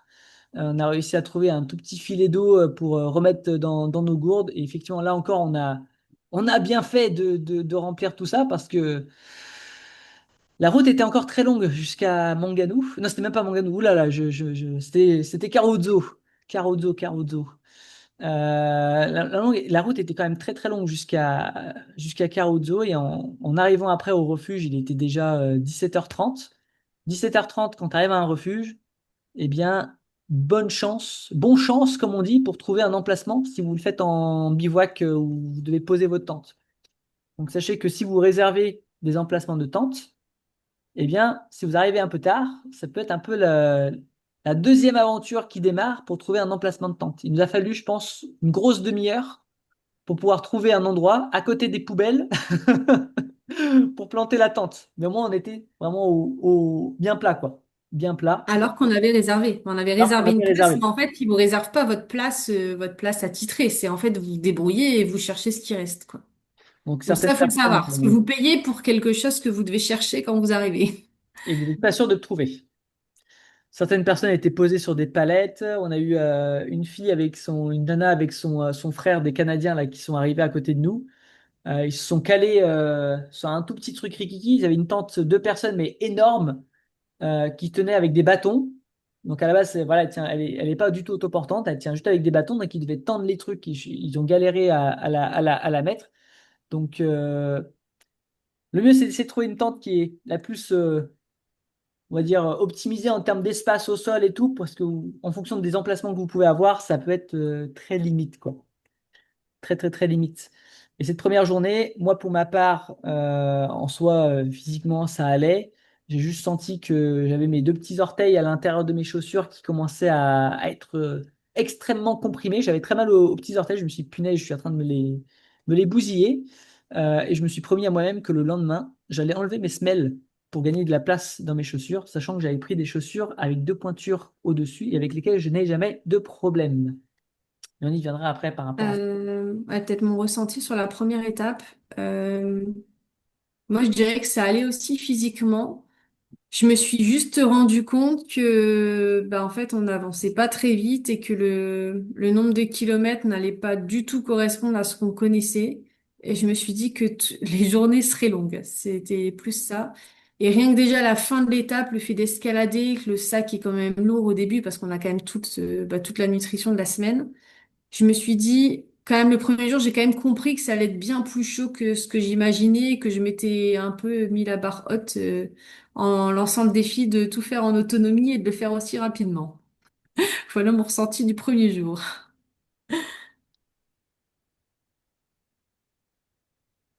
J'allais dire un autre truc sur le premier jour aussi. Mais ouais, le premier jour, en fait, j'avais même donné une sorte de thématique par journée. Genre, le premier jour, c'est l'apéro de ce qui nous attend. Clairement, c'est se rendre compte, en fait, dans quoi on a mis les pieds. C'est quoi pardonnez-moi l'expression, mais c'est quoi ce merdier dans lequel on s'est lancé?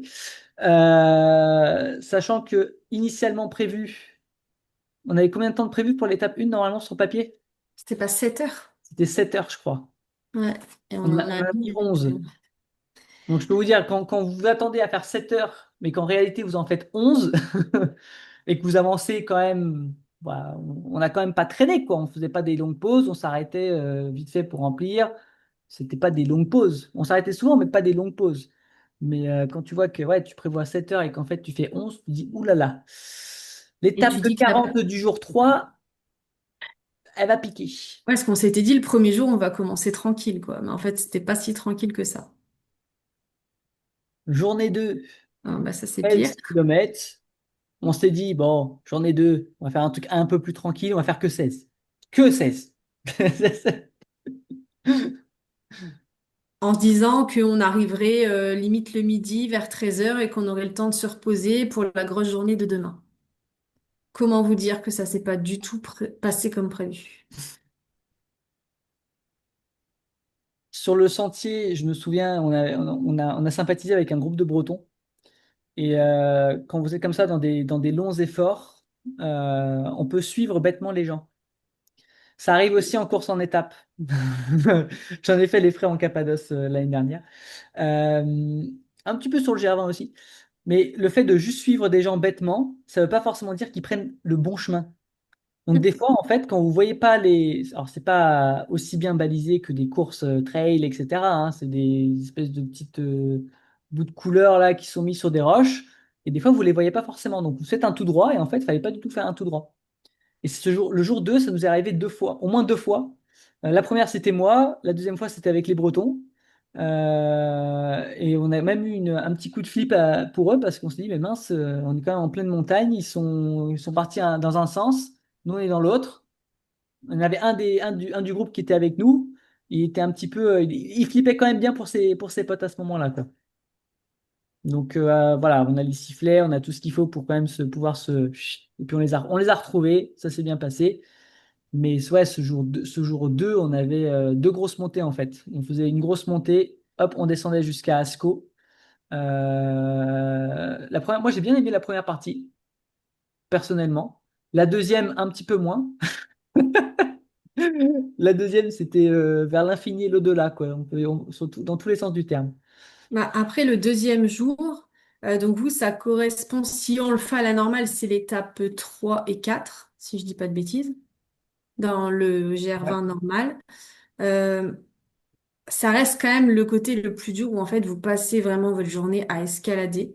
C'est de la grimpette. Voilà. Pour vous Littéralement de la dire grimpette. sincèrement, je me suis quand même dit ce jour-là, je me suis dit ah ouais, mais c'est quand même un le GR20, il est quand même ouvert à tout le monde. En fait, à n'importe qui, c'est-à-dire que quelqu'un qui a jamais fait de rando, qui fait pas du tout de sport dans son quotidien, qui a peut-être moins d'équilibre, moins de réflexes, il peut passer là, quoi. Et pour Mm. vous dire sincèrement, pour ceux qui me connaissent, je suis quelqu'un qui a peur de rien. Je suis en mode, moi, tout va bien se passer.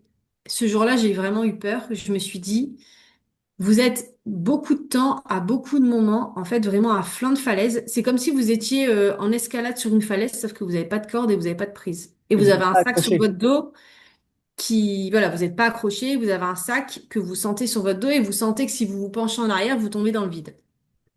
Et sincèrement, moi qui ai jamais peur, j'ai quand même pris conscience que bah, notre vie, elle était en danger à chaque seconde. Et pour vous dire sincèrement, moi, ça m'est arrivé un moment de glisser où je suis restée accrochée avec une seule main. Je peux même vous dire encore quelle main. C'était ma main gauche. Et pourtant, je faisais attention de bien prendre des prises. Mes deux pieds ont glissé et ma main droite aussi. Je pendais sur mon bras gauche avec mon sac. Je peux vous dire que j'ai cru y passer. Dans ma tête, c'est passé, ah ouais, One Life, quoi. En fait, là, tout de suite, je me dis que je kiffe le GR20, mais là, en fait, là, sur une fraction de seconde, j'aurais pu perdre la vie. Je vous le dis sincèrement que j'ai vraiment eu peur et Alessandro était pas loin. J'ai senti qu'il a essayé de tirer mon sac parce que je sentais bien que bah, mon sac était bien plus lourd et tenir à un bras avec mon poids plus mon sac, c'était pas la même. Et j'ai senti un blanc autour de moi parce qu'en fait, je sentais que tous les gens bah, voyaient que je pendais sur un bras, mais qu'en fait, n'importe qui passait sous moi, je l'emportais avec moi. Et je peux vous dire que je suis remontée et 10 minutes après, je peux vous dire que j'ai les larmes qui sont venues parce que j'ai pris conscience de ce qui venait de se passer et de quand même de la dangerosité du truc. Alors je dis pas de pas le faire, c'est juste d'être conscient qu'il faut être hyper vigilant et on l'était. Mais voilà, être conscient quand même que ça peut arriver, que c'est vraiment un terrain très technique. Mais je dis vraiment pas ça pour vous faire peur, mais juste d'être conscience de, ouais, que voilà, vous n'allez pas sur un petit sentier de randonnée tranquille, quoi. C'est cette étape-là, en fait, la 3 et 4, donc de Caruzzo jusqu'à Asco et de Asco jusqu'à Tijetu.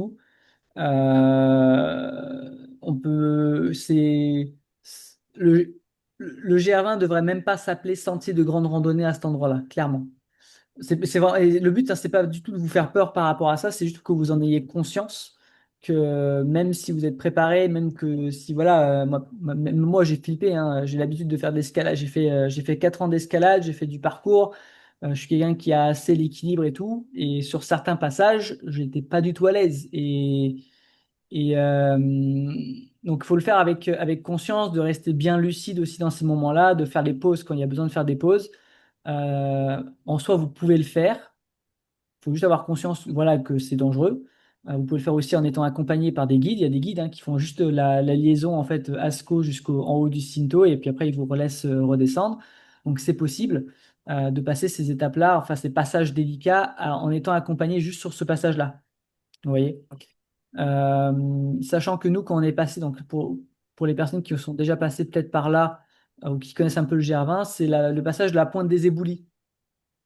La pointe des Éboulis, c'était exactement l'endroit où, il y a quelques jours, avant que nous on arrive en Corse, où Alix Nobla est passé avec ses crampons sur de la neige, en faisant des zigzags tout bien jolis et tout. Nous, on s'est retrouvés là-dedans, il n'y avait plus du tout de neige, c'était que des éboulis, que de la caillasse.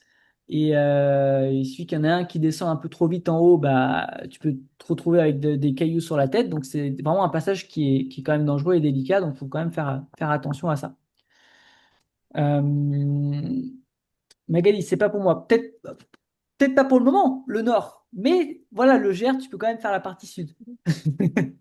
Mais voilà, effectivement, le nord, cette partie-là du nord, elle est quand même très délicate. Et d'ailleurs, on a eu sur le groupe de Bretons, il y en a qui ont sauté cette étape-là, qui l'ont pas faite. En fait, ils ont fait Caruzzo jusqu'à Asco. À Asco, c'est une station de ski où il peut y avoir une navette. Eux, ils ont pris une navette qui les a emmenés en fait au prochain refuge, donc derrière. Donc pas Tigetou, mais un petit peu plus bas. Donc ils avaient une petite rando à faire pour se rendre jusqu'à à la bergerie pour retrouver leur groupe. Et eux, ils ont sauté cette étape-là. Donc en fait, sur des passages délicats comme ça, vous pouvez en fait sauter des étapes. Ça peut marcher. Ça demande un peu de logistique, mais c'est faisable.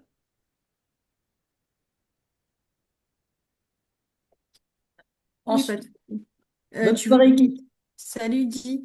Peut-être répondre à Vincent avant pour avoir la suite. Alors, en combien de jours et en combien d'étapes feriez-vous le GR20? Alors, moi, franchement, après cette expérience, j'ai deux réponses. Soit je me dis, je le fais en tranquille, soit je me dis, je ne prends pas de sac lourd, je mets un sac de trail et je le fais en 4 ou 5 jours. Donc, ça dépend si je pars avec l'esprit défi ou avec l'esprit tranquille. Je reste sur le fait qu'il n'y a pas vraiment de réponse parce que je pense que je referai les deux. Je pense que sincèrement, je le ferai peut-être en un peu plus de jours pour prendre le temps. Mais je pense que je m'étais dit, je le referai plus. Mais je pense que je le referai en essayant d'aller encore plus vite. Alors que franchement, j'ai souffert.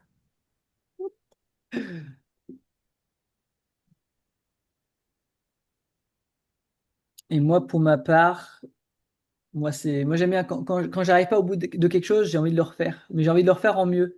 Donc si je le refais, et bon, je sais pas si ça sera l'année prochaine, hein, mais si je le refais, je sais que j'essaierai d'optimiser encore plus mon matos pour être encore plus léger, pour gagner un maximum de poids, de pas commettre les mêmes erreurs que j'ai commises sur les 2 jours, enfin les jours 2 et jour 3. Et en fait, des fois, c'est des toutes petites erreurs, hein, mais qui ont un impact monumental. Donc, vous vous souvenez, un jour 1, à la fin de la journée, j'ai retiré mes semelles. J'ai fait toute la journée du deuxième jour sans mes semelles orthopédiques. Je précise, ce n'est pas des semelles normales, hein, c'est des semelles orthopédiques. Et en fait, les contraintes mécaniques sur le corps sont tellement énormes que juste un petit dérèglement des pieds. Donc, quand on court beaucoup, on a tendance à avoir les pieds plats. Donc, les semelles permettent de venir remettre les pieds bien, la voûte plantaire. Et en fait, ce qui se passe, c'est que quand on a les semelles orthopédiques, bah, les pieds ils s'affaissent encore plus et on vient travailler beaucoup plus l'intérieur en fait du genou. Et donc, dès la fin de la journée 2, je commençais à avoir des grosses douleurs au niveau du genou. J'ai eu aussi mon tendon d'Achille à droite qui commençait à bien crier. Ça, c'était, je dirais, dans les 2 heures avant qu'on arrive au refuge.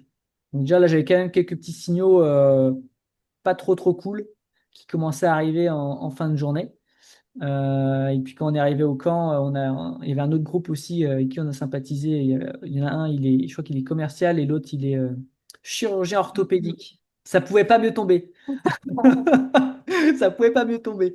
Donc il a un petit peu touché le tendon d'Achille parce que c'est vraiment le tendon d'Achille qui criait quand même beaucoup en arrivant. Et en fait, en palpant le truc, en appuyant dessus, il n'y avait rien. Paradoxalement, il y a rien eu. Donc il a dit, c'est good, tu peux Donc c'est repartir good, demain. t'es reparti pour le lendemain. Donc sachant que ce jour-là, on a mis un peu plus de temps, on a mis 12 heures. Donc il faut savoir que la fatigue se cumule. Forcément, vu qu'on arrive un peu plus tard, on se couche un petit peu plus tard. Donc ça veut dire que si on veut partir le lendemain matin tôt, bah, il va falloir moins dormir.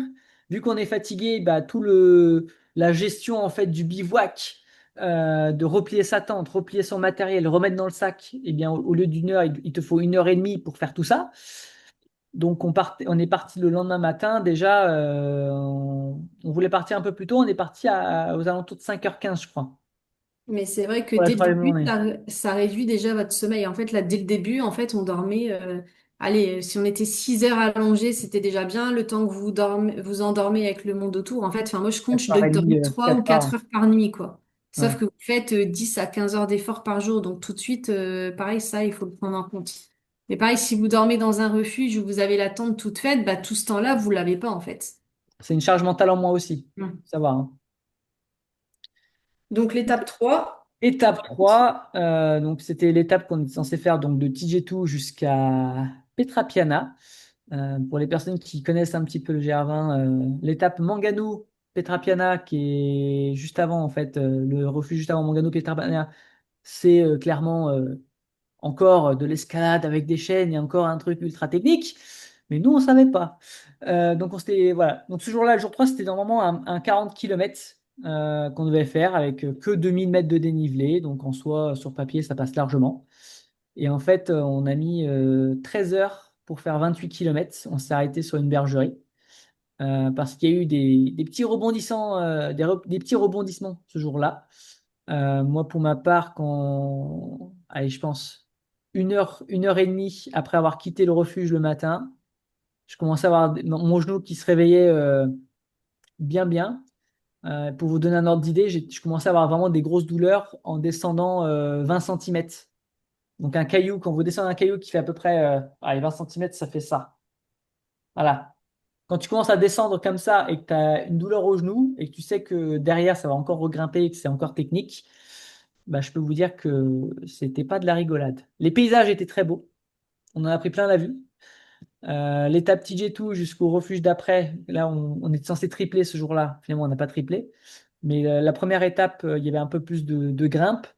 Euh, Après, c'était un peu c'était moins technique, beaucoup plus roulant, mais dans l'état dans lequel j'étais, et après pareil, hein, t'as la douleur, donc tu l'as fait vivre aussi psychologiquement. Ton binôme aussi en prend un petit peu, tu passes plus de temps sur tes jambes. Mais moi, j'avais pas compris encore que c'était mes semelles le manque de mes semelles qui provoquait ça. Je m'en suis rendu compte 4 jours après, enfin 2 jours après ça. Donc, vous voyez, donc on Ouais, a en passé fait, une grosse journée sur les jambes, c'était pas évident. Ouais, en fait, c'était pas l'étape la plus technique, mais la plus longue. Enfin, moi, ça m'a beaucoup fatiguée mentalement parce que, en fait, ben, je devais être à l'écoute de ses douleurs et pas lui dire, en gros, bouge-toi et avance. Et en même temps, ben, moi, j'en pouvais plus d'avancer au ralenti. Donc, ça m'a beaucoup fatiguée physiquement et mentalement. Et pareil, toutes les questions posées dans ma tête, alors on se parlait pas, mais je me disais, mais en fait, est-ce qu'il va abandonner? Qu'est-ce que je vais faire moi à ce moment-là? Est-ce que je vais devoir abandonner? Est-ce que ça va aller mieux ce soir? Mais je sentais bien que ça allait pas du tout. Et je me suis dit, non, mais on en est qu'à la moitié. Déjà, j'avais compris qu'on n'allait pas arriver à la fin de l'étape ce jour-là. Et Donc ça fait moi, tard. assez compétitrice, j'étais en mode déterminé, on va le faire en 6 jours. Là, je commençais à comprendre que bah, ça allait être compliqué et je me posais vraiment la question de, bah, pareil, s'il arrête, est-ce que moi je vais continuer? Est-ce qu'il va pas arrêter, mais on va faire tout au ralenti? Est-ce qu'on va le faire en 8 jours? Enfin, un million de questions qui passent dans la tête. Et du coup, ça, c'est aussi beaucoup d'énergie alors que vous êtes déjà dans l'effort, physique. Donc, ce fut une journée, très, très, très longue. On avait croisé des gens aussi au premier refuge de ce jour-là, qui eux, ils sont tracés. Et on les a recroisés, en fait, c'était du côté de Castello, c'était à Vergio, Castello Vergio, donc avant le col de Vergio. Un endroit en fait où vous pouvez aussi prendre une navette. Il y a un hôtel, il y a un restaurant, il y a une petite supérette. Enfin, c'est vraiment un point, on va dire un point névralgique intéressant, si jamais il y a des petits bobos, des petits trucs comme ça. Donc on a recroisé ces deux gars qui sont deux infirmiers. C'est incroyable, on tombe toujours sur les bonnes personnes. Deux infirmiers donc ils se sont arrêtés et on leur a dit mais pourtant vous avez l'air en forme, mais pourquoi vous arrêtez? Ah bah là il reste au moins 5 heures jusqu'au prochain refuge. Donc il fallait aller jusqu'au lac, c'était le lac de Nino, un super beau lac d'ailleurs, entouré de vaches. Et quand tu vois la pancarte lac de Nino 3 heures, tu dis bon, on va prendre la première bergerie qui arrive et puis on va s'arrêter là. Sauf qu'entre ce qui est affiché 3 heures et la réalité, je pense qu'on en a mis au moins 6 je crois, pour y être. Facilement. Peut-être qu'on a avancé moins parce que tu avais mal au genou aussi. On a avancé au ralenti, quoi. Le genou était strappé, j'avais mis du tape, j'avais mis la bande bleue adhésive autour du genou, enfin tout pour essayer de le faire tenir au maximum. Et je me suis dit, on va arriver à cette bergerie et puis on avisera. On avisera. Le but, c'est on y va, on dort et le lendemain, j'avise, je vois ce que je fais, même si plus ou moins la décision a été plus ou moins prise dans ma tête de ne pas prendre de risques. Et quand on est arrivé à cette bergerie, qui était très bien d'ailleurs, quand ils m'ont vu arriver avec ma patte folle, ils se sont dit, ouh là là, celui-là, ça va être compliqué.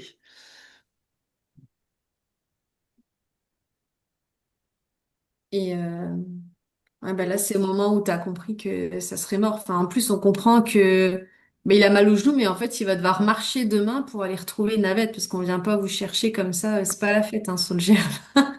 Ils appellent l'hélico que si tu peux plus te bouger, te déplacer. Mais si tu as mal et que tu peux marcher, même si tu rampes, bah en fait, tu dois te débrouiller quand même. C'est pas comme t'as pas d'organisation, hein, donc tu te débrouilles par tes propres moyens. Et en fait, quand on est arrivé à cette bergerie-là, c'était bon, soit je vais au prochain refuge, mais en soi, ça allait pas m'avancer à grand-chose parce que par rapport à là-bas, en fait, le seul échappatoire que j'avais, c'était d'aller jusqu'à Vitzavon. Donc d'aller de la bergerie jusqu'à Mangano, Mangano, Petrapiana, Petrapiana, Honda, Honda, Vitzavon. Ça faisait 30 bornes. 30 bornes, 30 bornes. Donc en fait, j'ai préféré rebrousser chemin. Donc j'ai refait le chemin inverse. Chut, 3 heures dans l'autre sens. Donc vu que j'étais sous antidouleur et sous anti-inflammatoire, bah, ça a bien tenu. 3 heures pour faire le retour, c'était bien. Et en fait, Hello, elle, par contre, elle partait avec les Bretons. Ouais, en Je lui fait, racontais, ouais. Bah, en fait, moi, c'était quand même assez rapidement clair dans ma tête que moi, je me sentais bien, en fait, physiquement et mentalement, à part effectivement cette journée-là où j'ai attendu Alessandro, ça m'avait fatiguée. Mais voilà, je savais quand même assez rapidement que j'abandonnerais pas et que je m'arrêterais pas là. La question, c'était quand même la peur de partir toute seule. Pour être honnête avec vous, moi, je fais tout à l'intuition, genre le parcours, je l'avais pas vraiment regardé, c'est Alessandro qui gérait, moi, c'est des trucs qui me saoulent. Tout ce qui est organisation, c'est pas mon truc, donc moi, j'étais en mode, j'aime limite, je bien. savais même pas à quel refuge on allait. Donc, je suis un peu, franchement, partie, mais complètement à l'aventure. Je ne savais même pas, les points, en fait, pour arriver jusqu'à la fin. Je me suis dit, c'est pas grave, donc il m'a fait des plans, il m'a expliqué comment on utilisait la Garmin Reach, parce que pareil, c'est pas moi qui gérais, c'était de la technologie, donc c'était pas mon truc.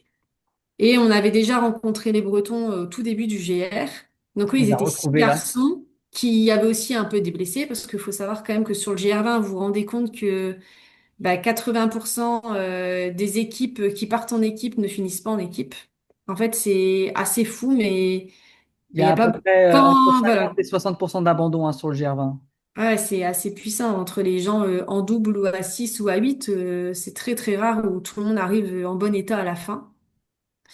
Et, euh, et donc j'ai décidé de partir et donc les Bretons m'ont proposé, parce que là c'était partir à 4 heures du matin dans le noir avec la lampe frontale, ils m'ont proposé de partir avec eux. Donc la quatrième étape, enfin du coup on l'a triplé, donc ils me disent oui c'est quand même une grosse journée. Je dis mais moi Là, à ce moment-là, j'étais déterminée encore à tenir les 6 jours. Je me suis dit, bon, allez, je vais rattraper le temps perdu, ça va aller. Donc, je suis partie avec cette petite équipe. Donc, c'était assez particulier, hein. J'étais quand même avec 6 potes et moi, j'étais là toute seule. Donc, j'entendais toutes les discussions de mecs. Ils avaient quand même un bon rythme. Et il y avait une partie du groupe qui avait un moins bon rythme. Et moi, j'étais un peu entre les deux parce que j'étais contente qu'ils restent avec moi, mais je voulais pas non plus les retarder ou les embêter dans leur aventure parce qu'en fait, ils me connaissaient pas plus que ça. Après, je vous avoue que ça aide quand même le fait de se sentir entouré et de papoter pendant les heures. Et je vous avoue que le fait de tripler, franchement, c'était super dur. Donc, on a doublé. Donc, déjà, à ce moment-là, quand on a fait les 2 premières étapes, il y a une partie de leur groupe. Donc, il y en a deux qui sont restés derrière et en fait, c'est au moment où ils se sont un peu abandonnés. Où en fait, ils voulaient pas faire l'erreur que enfin, ce que j'avais vécu la veille avec Alessandro. Ils se sont dit, mais si on les attend, en fait, déjà, la journée, c'est tout juste pour tripler. Si en plus on les attend, nous, ça va nous fatiguer, on va jamais tenir. Donc, je vous avoue que ça m'arrangeait qu'ils les attendaient pas. Et donc, j'ai suivi le premier groupe. Donc, ils étaient 6. Donc, il y avait 4 garçons et moi. Donc, je les ai suivis. Au moment où on a doublé, on a arrivé, je sais plus le nom Londa. de... C'est quoi? C'était Londa. Ouais, à Londa. Donc, on est arrivé à 16 heures. Et là, il nous dit jusque Vitzavon, il y en a pour 5 heures. Là, tu te dis, ah ouais, il est 16 heures, on en a encore pour 5 heures, alors que franchement, j'en pouvais plus parce qu'en plus, j'avais essayé de suivre leur rythme. Et donc là, même eux se disent, ben, est-ce qu'on dort là? Est-ce qu'on repart? Et moi, j'avais quand même en tête que Alessandro allait m'attendre à Vitzavon. C'était quand même le truc qui me tenait, où je le retrouvais le soir, et je me suis dit, non, mais là, en fait, si on s'arrête là, je dors toute seule. En plus, ça m'enlève encore plus les chances de finir le Gervais en 6 jours, parce que je vais encore prendre du retard. À un moment, ça va plus être gérable. Et donc là, je discute avec eux et j'arrive à les motiver, à leur dire, bah, on est quand même beaucoup, 5 heures, ça nous fait suffisamment de temps, il est 4 heures, ça devrait passer, quoi. On arrivera tard, mais ça va aller. Et en fait, on décide de partir et de se dire, bon, les deux derrière, de toute façon, ils rattraperont pas. Et en fait, on part. Mais je vous avoue que j'aurais su ce qui m'attendait après, je serais peut-être pas partie. Donc là, on repart, donc on a pris le temps de manger, de s'hydrater, et là, on repart, et en fait, on se tape un mur. Alors, c'était pas vraiment technique, mais franchement, un mur à 16 heures où le soleil, en fait, c'est assez fou, mais c'est où le soleil était plus chaud. Enfin, vous sentez vraiment une chaleur La étouffante. roche qui renvoie la chaleur Quand aussi. ça chauffe. Et en fait, c'était un mur, mais quand même avec des gros cailloux. Donc, vous devez enjamber. Franchement, j'ai cru que j'allais mourir dans ce mur. Je me suis dit, mais je vais jamais y arriver. Je me suis dit, il y en a pour 5 heures. Je viens de partir du refuge et je suis déjà au bout de ma vie. Et limite, j'avais déjà bu toutes mes flasques tellement il faisait chaud et tellement c'était dur. Donc, j'ai fait mes plein de pauses, mais vraiment avoir les larmes aux yeux, de me dire, mais j'en peux plus. Parce qu'il y avait, donc sur les 4, j'en avais 2 derrière moi et 2 devant moi. Et donc, en fait, à chaque fois, avec le rythme, en fait, on s'éloignait. Le seul truc qui me rassurait, c'est qu'il y en avait 2 derrière. Donc, je me suis dit, même si j'avance pas, j'en ai encore 2 derrière, donc je suis pas toute seule. Et franchement, cette portion-là, cette dernière étape, mais m'a paru, mais interminable. Mais ce qui était fou, c'est que je me sentais forte mentalement parce que tous les gens que je doublais et que je croisais, je sentais que mentalement, ils étaient pas bien. Et moi, j'arrivais quand même encore à voir le positif, me dire, mais de toute façon, en fait, tu vas finir. Et j'arrivais quand même encore à sourire. En fait, dès que ce mur est passé, je me sentais, je vais pas dire bien, mais j'arrivais à oublier les douleurs et de me dire que j'allais arriver, que j'allais retrouver Alessandro et que tout allait bien se passer. Et donc tous les gens que je croisais, j'arrivais à gagner de l'énergie en transmettant mes ondes positives aux autres. En fait, c'est un peu ce qui m'a fait tenir. Et là, j'ai vraiment croisé beaucoup de monde. Parce qu'en fait, je me rendais compte que mon rythme était quand même bon et que je rencontrais plein de monde et je continuais en disant, bah, j'avance parce que le temps est long et j'ai envie d'arriver. Et donc là, j'ai tenu et franchement, ouais, c'était bien, bien long. Je crois que je suis arrivée à plus de 20 heures. 20h30, ouais. 20h30, Ouais. 45, ouais. Ouais, et en plus, à la fin, Ouais, c'était il hyper commence à long. faire Et en nuit en plus, plus. j'ai pas pris le bon chemin. Je parlais avec un gars et en fait, on s'est trompé de chemin. Et à ce moment-là, j'ai connecté mon téléphone pour appeler Alessandro et dire, mais il y a un problème, il est écrit que c'est à côté. Et en fait, là, je suis long d'une route et ça va pas. Et en fait, bah, j'ai repris un petit allongement en plus de 30 minutes, quoi, histoire que, comme si j'en avais pas marre. Et là, j'ai quand même senti que j'avais encore un bon rythme parce que les gars, au début de la journée, avaient quand même un bon rythme. Et là, j'en avais 2 qui étaient arrivés avant moi, mais il y en avait encore 2 derrière. Et ce jour-là, j'ai commencé à avoir les pieds qui me brûlaient. Je sentais que ça gonflait sous mes pieds. Et franchement, j'avais l'impression que j'avais au moins 10 ampoules, alors que c'est un truc qui m'arrive jamais. Donc j'arrive, je dis à Alessandro, je sais pas, je vais enlever mes chaussures, mais là, j'ai plein d'ampoules. Et je vous avoue que sur la dernière heure, quand j'ai senti que mes pieds gonflaient, je me suis dit, si je commence à avoir des ampoules, je suis qu'à la moitié. Franchement, ça va être compliqué de faire toute la suite rapidement. Et franchement, je flippais. Et là, je commençais à avoir un doute sur le fait, est-ce que je vais réussir ou pas? Bon, quand j'ai enlevé mes chaussettes, c'était une bonne nouvelle. En fait, il n'y avait pas d'ampoule. En fait, je pense que c'était tellement mes pieds, ils n'en pouvaient plus que j'avais la sensation que tout gonflait de partout sous mes pieds. Donc à ce moment-là, j'ai été rassurée. Après, j'étais contente quand même de retrouver Alessandro. Mais je savais que le lendemain, quand je repartirais, bah là, j'allais vraiment partir toute seule. Parce que pour vous expliquer, en fait, le groupe de Bretons qui était 6, donc bon, déjà, ils en avaient perdu 2 en cours de route, et eux, ils faisaient le GR20 en 7 jours. Moi, j'étais toujours dans mon idée de le faire en 6, donc je savais que le lendemain, en fait, il fallait plus que je les suive et que j'aille plus vite. Donc là, pareil, je suis arrivée super tard. Franchement, j'ai dû dormir 3 heures. Et en me disant, demain, je repars. Et j'avais eu un doute et je suis repartie dans la détermination de me dire, mais en fait, je vais quand même continuer. Bon, là, pour être honnête avec vous, quand je suis partie, du coup, c'était le 4e jour. Euh, Alessandro s'est levé avec moi.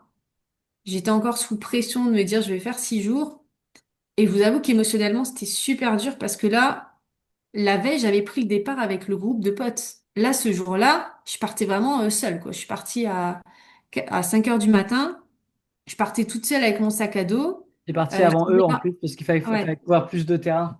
Et je disais au revoir à Alessandro et je savais que bah là, je le retrouverais qu'à la fin si je finissais le GR20, quoi. Là, je partais vraiment Opposé. totalement solo. Et dans l'idée aussi que je connaissais, voilà, j'ai dû apprendre là sur la soirée et la matinée tous les refuges qui existaient, les noms et tout d'arrêt, parce que moi je vais tellement à l'intuition que j'avais rien retenu. Je savais même pas. En fait, là, je savais au prochain où je devais arriver au refuge, mais le reste, j'en avais aucune idée en fait. J'avais pas donc je partais vraiment à l'aveuglette. Donc je suis partie toute seule. Rapidement, j'ai parlé avec des gens sur le chemin. Et la première portion, j'ai été même plus vite. Je pense qu'il y en avait pour 5 heures et j'ai mis 3 heures. Pareil, j'ai parlé à un gars, il s'appelait Guillaume. Et je lui ai dit, bah écoute, je suis toute seule, je vois que tu as un bon rythme, est-ce que je peux te suivre? Et en fait, il a été super sympa, il me motivait, même quand il voyait que j'étais loin de lui, il me disait, allez, Hello, ne me lâche pas et tout. Et je l'ai tenu jusqu'à Campanelle et effectivement, je l'ai fait rapide. Quand j'ai vu qu'au bout de 3 heures, j'y étais au lieu de 5, j'étais encore dans l'espoir de me dire, ah ouais, mais en fait, ça passe large, ça peut encore le faire. Par contre, quand je me suis arrêtée déjà au bout de la première étape, donc je pense que j'étais arrivée à ouais, du coup 9 heures du mat, même un peu avant ça, là j'ai enlevé mes chaussettes et là les ampoules commencent à arriver. Donc là je vous avoue que je me suis dit merde, si je commence à avoir des ampoules, c'est mal barré. En sachant que qui me guérit les ampoules, c'est Alessandro qui les perce. Parce que Oui. moi perso, je vois une aiguille, je tombe dans les pommes. Donc je me suis dit, et en plus, là maintenant que j'ai des ampoules, j'ai personne pour me les percer. Donc je gère tout, donc j'essaie de réclamer des compis à tous les gens que je passe. Je repars. La deuxième est un peu plus compliquée, mais franchement, je suis bien physiquement. Et là, ça se passe pas comme prévu. Donc, j'arrive au refuge de Prati en me disant, je vais tripler. Donc, j'en ai encore une à faire. Donc là, il est 15 heures, donc je suis carrément dans les temps. Je vois sur le panneau 5h45 pour le refuge suivant. Et moi, on m'a dit, oh, t'inquiète pas, en 4 heures, tu l'as fait. Donc, je me dis, il est 15 heures, je fais une pause d'une petite heure, je repars à 16 heures, je suis large, franchement, ça passe. Donc je fais ma petite pause et avant de partir, je me dis bon, je vais quand même aller voir en gros le gars qui gère le refuge pour lui demander s'il y a une bergerie. Donc pour ceux qui connaissent pas, en fait, il y a des refuges en fait au bout de chaque étape et parfois il y a des bergeries entre les refuges. Pour vous donner un exemple, je sais pas, vous voyez que vous êtes hyper fatigué, vous pouvez pas finir l'étape, ça permet de se dire bah ok, là j'ai que 2 heures, ça me permet d'avancer, mais j'ai pas la force de finir l'étape. Donc, je vais le voir en lui demandant s'il y a des bergeries pour me rassurer, de me dire, bon, ok, tu pars. Le panneau, il est écrit 5h45. On te dit qu'avec ton rythme, tu mets 4 heures. Mais si dans 2 heures, ça va pas, de t'assurer qu'il y a bien une bergerie, qu'il y a bien quelque chose où tu peux t'arrêter. Donc, je suis en forme, j'ai pris mon eau à la source, j'ai papoté avec du monde et tout. Et là, je vais voir le gars et il me dit, il commence à me dire que c'est complètement inconscient de partir, qu'il y en a pour du temps, que c'est une étape difficile, c'est sur les crêtes, que personne va partir après moi, parce que en fait, c'est quand même rare que les gens triplent. Donc forcément, en partant à 16 heures, il y a pas quelqu'un qui va arriver au refuge qui va se dire, allez, il est 17 heures, je pars pour l'étape suivante. Donc, il me fait quand même bien flipper. Moi, je suis toujours dans mon idée, bah ouais, mais là, je sais que si je fais pas cette étape, mes 6 jours, mon défi 6 jours, c'est mort de chez mort. Déjà là, c'était hyper chaud. Je me dis, c'est mort. Donc c'est tout. Là, je me dis, bon, ok, Hello, il y a 2 jours, t'as quand même vu que bah, ta vie, tu pouvais vite la perdre en une fraction de seconde. Donc là, j'ai pris le temps de m'asseoir. Alors pour ceux qui me connaissent, je suis du genre un peu rentre dedans. Là, je prends 5 minutes, je me dis, ok, tu vas t'asseoir, tu vas fermer les yeux et tu vas écouter ce qui se passe dans ton corps et ce que tu dois faire. Donc j'avais le choix entre de me dire, ok, je reste déterminée, je reste compétitrice, je pars et tant pis s'il m'arrive quelque chose. Là, je suis obligée de finir l'étape parce qu'il n'y a pas de bergerie. Donc c'est soit je pars pour soi-disant 4 heures, mais le panneau indique quand même 5h45, je me sens en forme, ou est-ce que je me dis, ok, est-ce qu'un défi, ça vaut ta vie? Et est-ce que ça vaut vraiment le coup de risquer ta vie pour juste une histoire de défi de 6 jours? Et donc là, je suis entre les deux, je prends 5 minutes. Et là, je me mets à pleurer, sincèrement. Je me mets à pleurer, je me dis, OK, en fait, tu viens de prendre le risque il y a 2 jours de perdre ta vie, c'est peut-être pas le moment de recommencer pour juste une histoire de défi. Alors j'ai pleuré et ça vous paraît fou, mais en fait, quand vous êtes dans ce genre d'aventure, donc vous êtes privé de confort, vous êtes dans l'effort, vous êtes dans la souffrance. Il y avait déjà eu pas mal d'imprévus où pour finir, on part à deux, il y a un blessé, je me retrouve toute seule. Donc j'étais vraiment tellement dans... En fait, je pensais qu'à une chose, c'était faire le GR20 en 6 jours. C'est comme si, vous savez, ça me hantait. Et là, en une fraction de seconde, je comprends que, ben, en fait, c'est mort. Depuis le début, je me répète ça pour tenir et pas abandonner. Et là, en fait, je me dis, OK, en fait, non, stop, tu pars pas parce que si tu pars sur les crêtes que tu glisses, il y a personne. Et en gros, si ça va pas, bah, t'es là toute seule en pleine montagne et en fait, tu peux mourir. Donc, je me dis que je pars pas. Avant de partir, Alessandro m'avait donné un paquet de M&M's le matin. Je me La suis mise dans surprise. ma tente et j'ai pleuré, franchement. Donc j'aurais pu me dire, OK, il est 16 heures, je profite du monde. Et en fait, j'étais tellement mal en moi-même. Je me suis mise dans ma tente, j'ai pleuré pendant 1 heure et j'ai mangé ce paquet de M&M's en pensant à lui et en me disant, OK, bah c'est pas grave, Hello, tu partiras demain. En fait, c'est tout ton défi, c'est pas la fin du monde, il va rien se passer de grave. Vaut mieux ça que prendre un risque. Et après, donc il y a 1 heure qui est passée, donc j'ai un peu sorti. Je vous raconte ça pour vous montrer que des fois on a des hauts, on a des bas, mais en fait, on se relève toujours, faut juste laisser passer les émotions.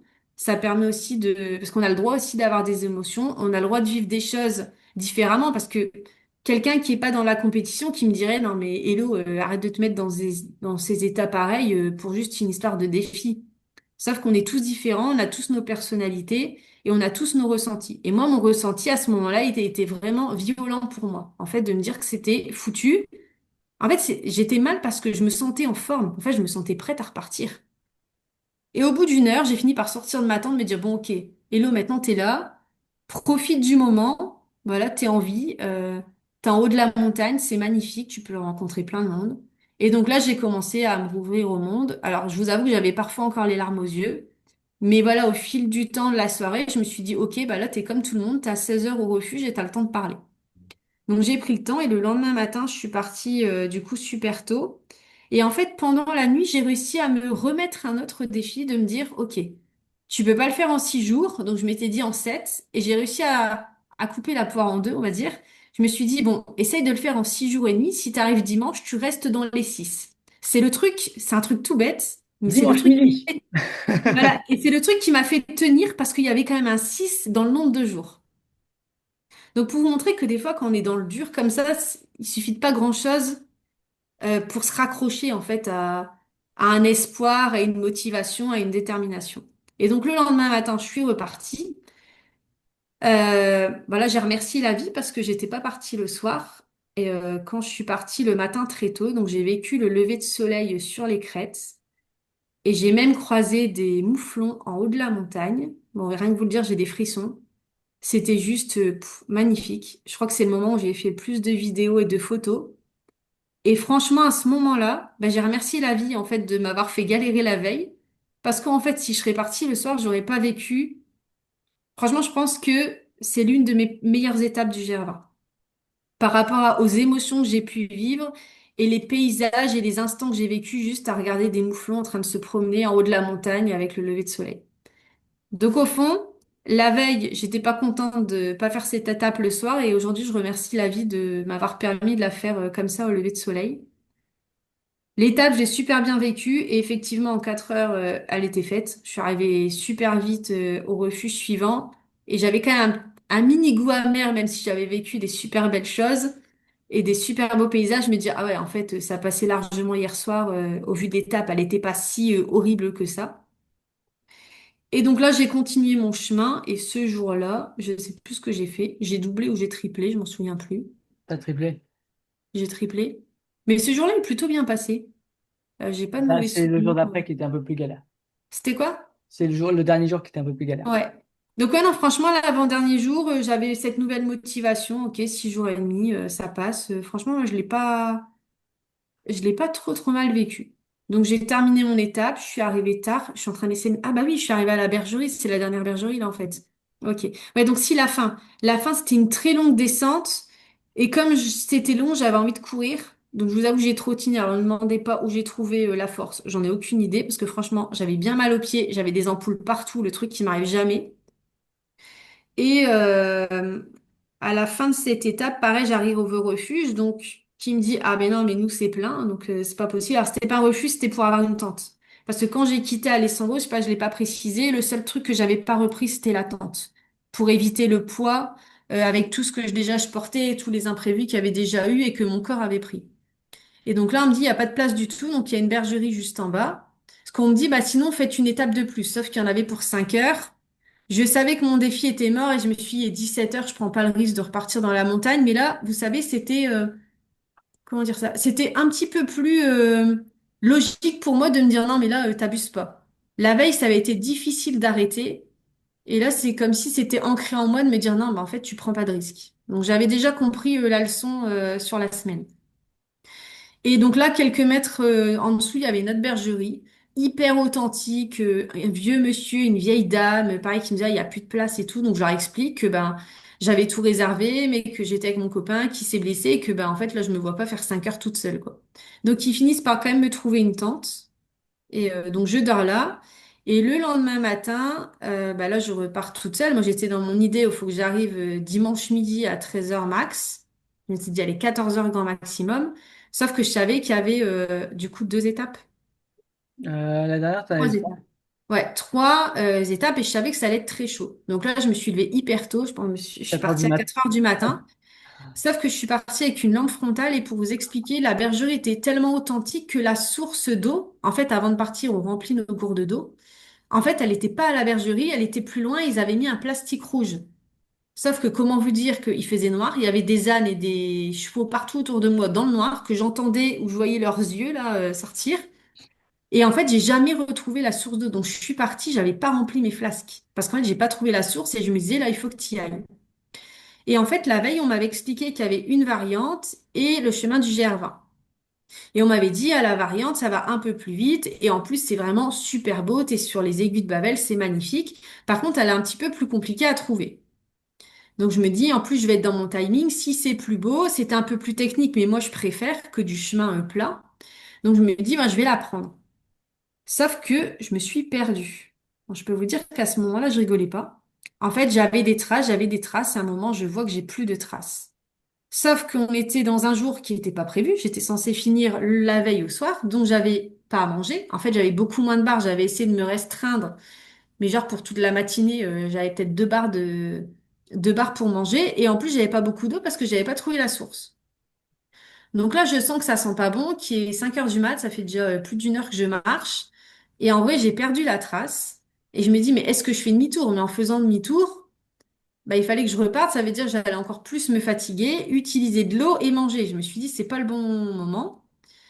Et donc là, j'ai essayé de suivre mon instinct. Alors, c'est un truc que je fais beaucoup, mais là, je peux vous dire que ça m'a vraiment traversé l'esprit et je me suis dit, mais de toute façon, j'ai pas le choix. Et en fait, j'ai vu comme un chemin forestier, donc il y avait plus du tout de balises, hein. Je me suis dit, ok, là, il y a des voitures. Bon, il y avait personne dedans, donc je pense que c'était des chasseurs. Je me suis dit, en fait, soit tu abandonnes les traces et tu te dis, tu te mets sur un chemin forestier. Il y a bien un moment où tu vas rencontrer quelqu'un qui va te donner le chemin. Donc là, pareil, j'oublie un peu mon idée défi. J'essaye de me déstresser un peu et de faire confiance en mon intuition, à me dire, bon, ok, si tu marches sur le chemin, à un moment, tu vas forcément rencontrer quelqu'un. Pour vous dire sincèrement, je crois un peu à l'invisible, à l'univers. J'ai demandé à l'univers de mettre quelqu'un sur mon chemin parce que j'étais vraiment complètement perdue. Je sentais que j'avais faim, que j'étais faible. Et pareil, j'avais presque plus d'eau et presque pas à manger. J'ai dû marcher au moins 2 heures comme ça, sans croiser personne. Je peux vous dire que le temps était long. Heureusement, il était tôt. Je me suis dit, mais Alessandro, il va voir que je prends pas du tout le bon chemin. Et à un moment, j'ai réussi à avoir du réseau avec mon téléphone. Parce que, bien sûr, sur le jardin, vous n'avez pas beaucoup de réseau. Là, je me suis dit, on commence à approcher un peu les villages et tout. Je vais peut-être avoir du réseau. Et là, j'ai réussi, en fait, à mettre la carte Maps. Pour la petite histoire, c'est le genre de truc que je fais jamais. Moi, je gère jamais le chemin, le parcours. C'est toujours Alessandro qui regarde. Donc, moi, j'ai pas l'habitude de regarder une carte et de repérer où je suis. Et il y a des moments, j'avais plusieurs chemins forestiers à gauche, à droite. Et un jour, on m'a appris à faire le pendule avec mon corps. Donc, ça veut dire, vous mettez droit, vous demandez quel est votre oui, quel est votre non. Et en fait, j'en suis avenue, je l'avais jamais fait, hein, je vous le dis sincèrement. J'avais deux chemins devant moi et je me suis dit, OK, ben là, en fait, il n'y a plus que ton intuition. Ma psy dit rien. En fait, j'ai juste demandé à mon corps. Donc, quand j'explique souvent à mes coachés que notre corps nous parle pour nos émotions, il nous parle aussi pour nous aider quand on est dans la merde. Et là, en fait, j'ai pris le temps de me dire, OK, ben en fait, tu vas demander à ton corps si tu dois aller à gauche ou à droite. Ça peut vous paraître fou, mais moi, je l'avais jamais fait. Et franchement, mon corps m'a fait prendre le bon chemin quand même. Parce qu'au bout de 2 heures et demie ou 3 heures, j'ai fini par arriver dans un village. Et donc là, j'ai réussi à croiser un vieux monsieur, parce que pour vous dire, il était, donc j'étais partie à 4 heures du mat, donc il était 6-7 heures du mat. Je peux vous dire que vous croisez pas beaucoup de monde, hein, tout le monde dort.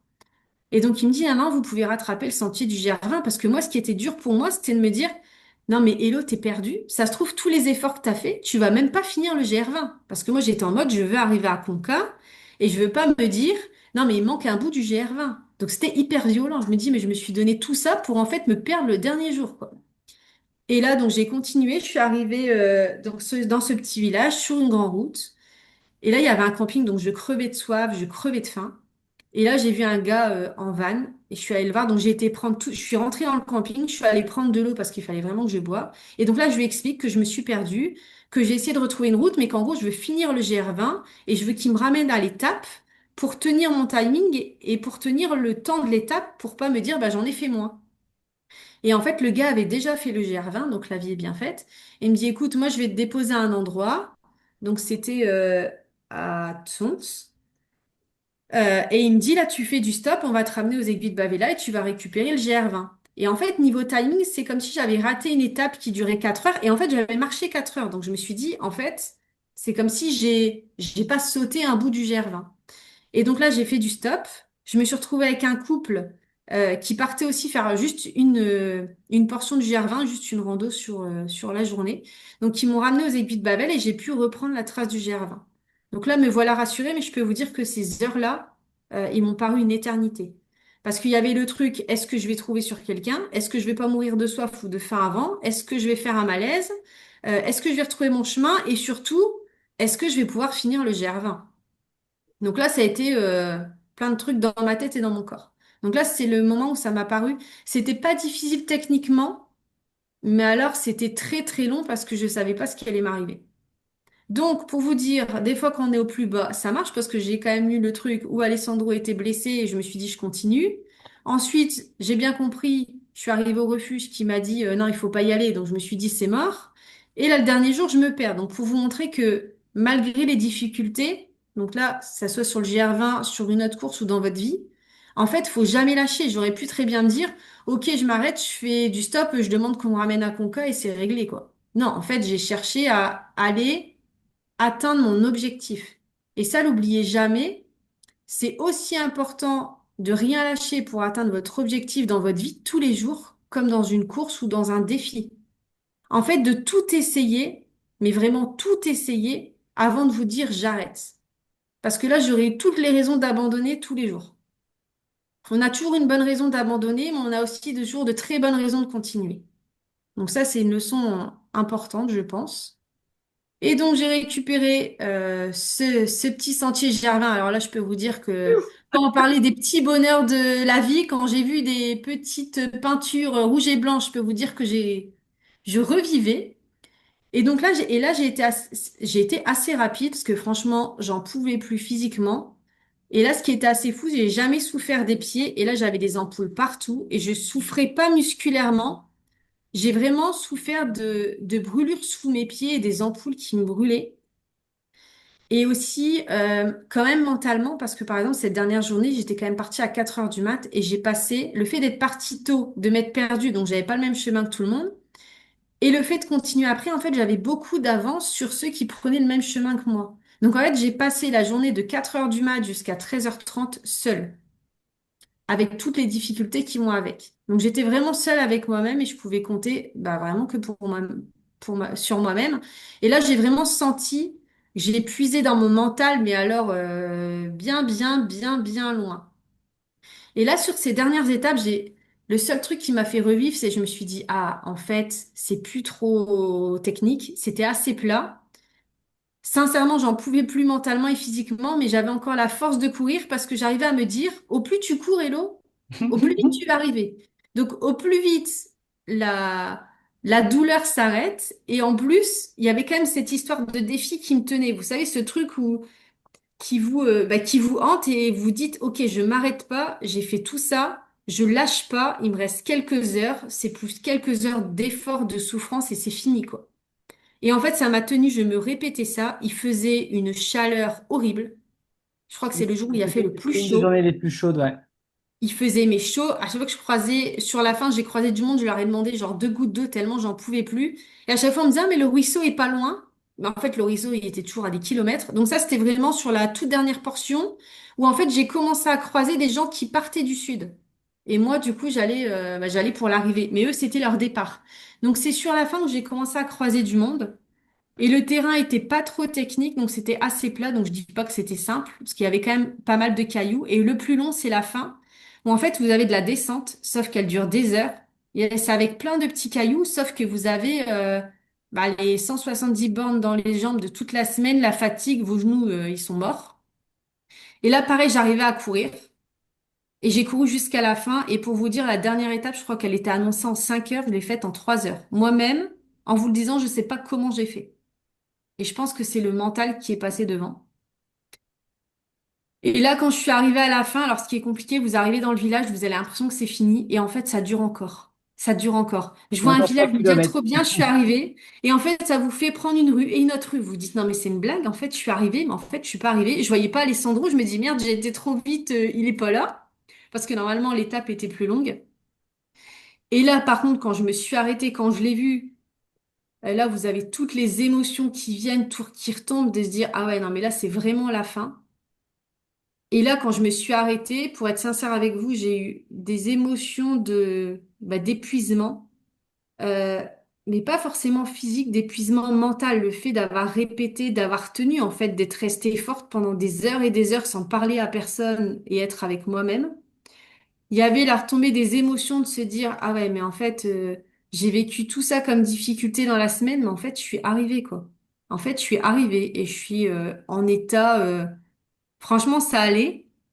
Par contre, pour être sincère avec vous, quand je me suis arrêtée complètement, là, les douleurs sont arrivées dans les pieds et les genoux, c'était assez violent. Mais je souffrais de la douleur, mais ouais, après, ça, c'est indescriptible, hein. Quand je vous le dis, ah, j'ai des frissons, c'est, ouais, de prendre conscience que, en fait, nos limites, c'est vraiment que des illusions, parce que j'ai cru que il y a un an, je suis allée faire une course en Roumanie au mois d'août, et je me suis dit que j'avais dépassé mes limites. Et en fait, là, en faisant le GR20, bah, je me suis rendu compte que je les avais toujours pas dépassés parce que là, j'étais encore allée puiser encore plus loin dans mon mental, plus loin dans mon physique.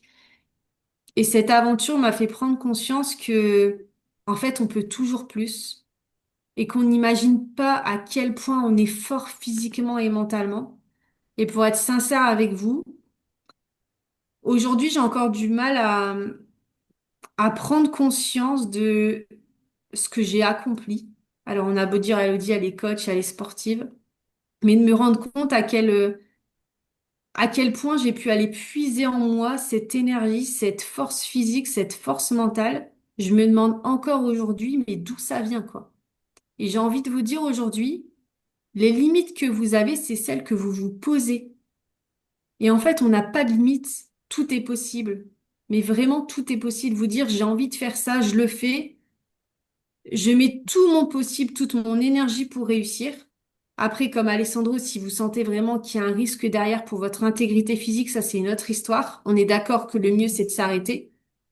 Mais si vous sentez qu'il n'y a pas de risque pour votre intégrité physique, franchement, allez-y et lâchez pas.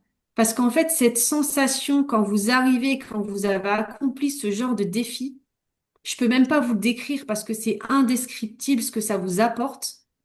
Et ce GR20 m'a encore appris beaucoup sur moi, mes capacités, mais aussi sur la vie. En fait, sur ce fait, encore une fois, que, en fait, on vit qu'une fois. La vie, elle peut s'arrêter demain. Notre vie, elle peut s'arrêter dans 30 secondes, dans une minute. Et en fait, si vous avez envie de vivre quelque chose, de faire un truc, ben faites-le. Mais faites-le pas demain, faites-le maintenant. Et je pense que ça sera mon mot de la fin, mais n'oubliez pas, vous êtes bien, bien, bien plus fort et plus forte que ce que vous imaginez. Et le jour où vous allez comprendre ça, vous allez vous sentir, je vais pas dire surpuissant, mais imbattable et inarrêtable. Et en fait, vous allez avoir l'impression de soulever des montagnes. Et pour ceux qui me connaissent pas, on est en juin 2025. J'ai fait ma première course à étapes en novembre 2023 en mémoire de ma grand-mère qui est décédée.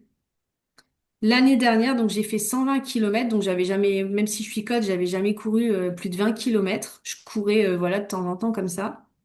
À peine un an après, donc c'était en Roumanie en août 2024, j'ai fait 250 kilomètres avec 11 000 mètres de dénivelé. Pour vous dire sincèrement, j'ai beau faire du sport, je m'étais dit non mais jamais de la vie je vais savoir faire ça. Comme tout à l'heure l'a dit Alessandro, j'ai pris un dossard en me disant ok tu prends un dossard et on avise après. J'ai pas eu le choix d'y aller. Et pour vous raconter là vraiment ma vie perso, le jour du départ, on était à l'aéroport, donc déjà c'était un défi qui me paraissait, je sors du cadre, mais c'est dans le thème quand même pour votre leçon de vie. Je me suis dit, non mais 250 km, 11 000 mètres de dénivelé, ça va être hyper chaud. J'ai eu une pubalgie en juin 2024, donc je me suis dit, alors déjà je me fais un défi hyper difficile et en plus je me suis blessée. Et pour aller jusqu'au bout de la difficulté, j'arrive à l'aéroport, mon père m'appelle pour m'annoncer le décès de mon grand-père. Donc là, pareil, j'étais face à une décision. Bah, en fait, est-ce que je rentre à la maison pour aller à l'enterrement ou est-ce que je pars dans mon aventure? J'ai fait le choix de partir parce que je me suis dit que si il partait maintenant, c'est que s'il voulait que je sois là, il serait décédé la veille. Donc je suis quand même partie. Pareil, je suis partie dans des conditions où mentalement, je venais quand même de perdre mon grand-père. J'étais blessée, j'étais pas entraînée. Et les 250 kilomètres avec 11 000 mètres de dénivelé, je les ai faits. Le GR20 rebelote. Je me dis, non, mais ça paraît fou, c'est 180 kilomètres, il y a autant de dénivelé que la Roumanie. La Roumanie, c'était trop dur, c'est le truc le plus dur que j'ai fait. Là, je me retrouve au GR20 en me disant, c'est un entraînement. En fait, le truc, il est 5 fois plus dur que ce que j'ai imaginé. Et en plus, je le finis toute seule. En plus, je me perds. Et pour finir, j'ai réussi. Tout ça, pas pour vous raconter ma vie, pour vous montrer que tout ce que j'ai entrepris et tout ce que j'ai réussi, je l'ai pas fait les mains dans les poches et tout s'est pas passé comme prévu. Et en fait, c'est ce qui va sûrement vous arriver. C'est juste d'en être conscience, mais de pouvoir vous adapter à tous les imprévus qui arrivent et pas vous dire, OK, il y a cet imprévu, OK, j'abandonne. En fait, là, c'est trop dur, j'abandonne. En fait, allez-y, cet imprévu, c'est l'univers qui vous l'envoie pour vous tester, pour vous tester, pour tester vos capacités à passer ces difficultés. Parce que dans votre vie, c'est pareil. Des fois, on veut faire un truc et puis, ben, on perd son boulot, on perd un proche, on divorce, on va acheter une maison, mais en fait, on peut pas acheter celle-là. En fait, des difficultés, vous en avez toute la vie dans tous les domaines de votre vie. Et pour finir, vous restez sur vos deux pieds, vous restez fort et vous passez ces difficultés. Et en fait, toujours penser à faire ce lien avec votre vie et les défis, et ça va vraiment vous aider. Et je pense que les défis sportifs vous aident à avoir cette adaptation que vous allez pouvoir mettre en parallèle avec votre vie. Et ça va beaucoup vous aider dans vos difficultés de votre propre vie.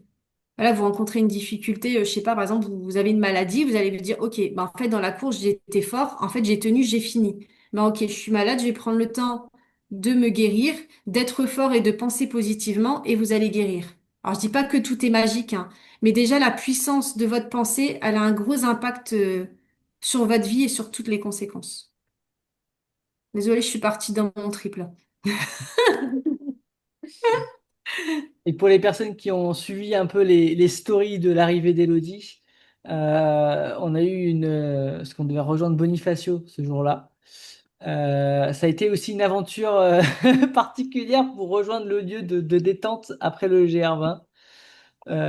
Où je vous laisse imaginer hein, l'épuisement physique, l'épuisement mental, et derrière, le fait de, on est un dimanche, il n'y a pas de navette, il y a que des taxis à 80 90 euros le taxi pour faire 15 minutes de taxi.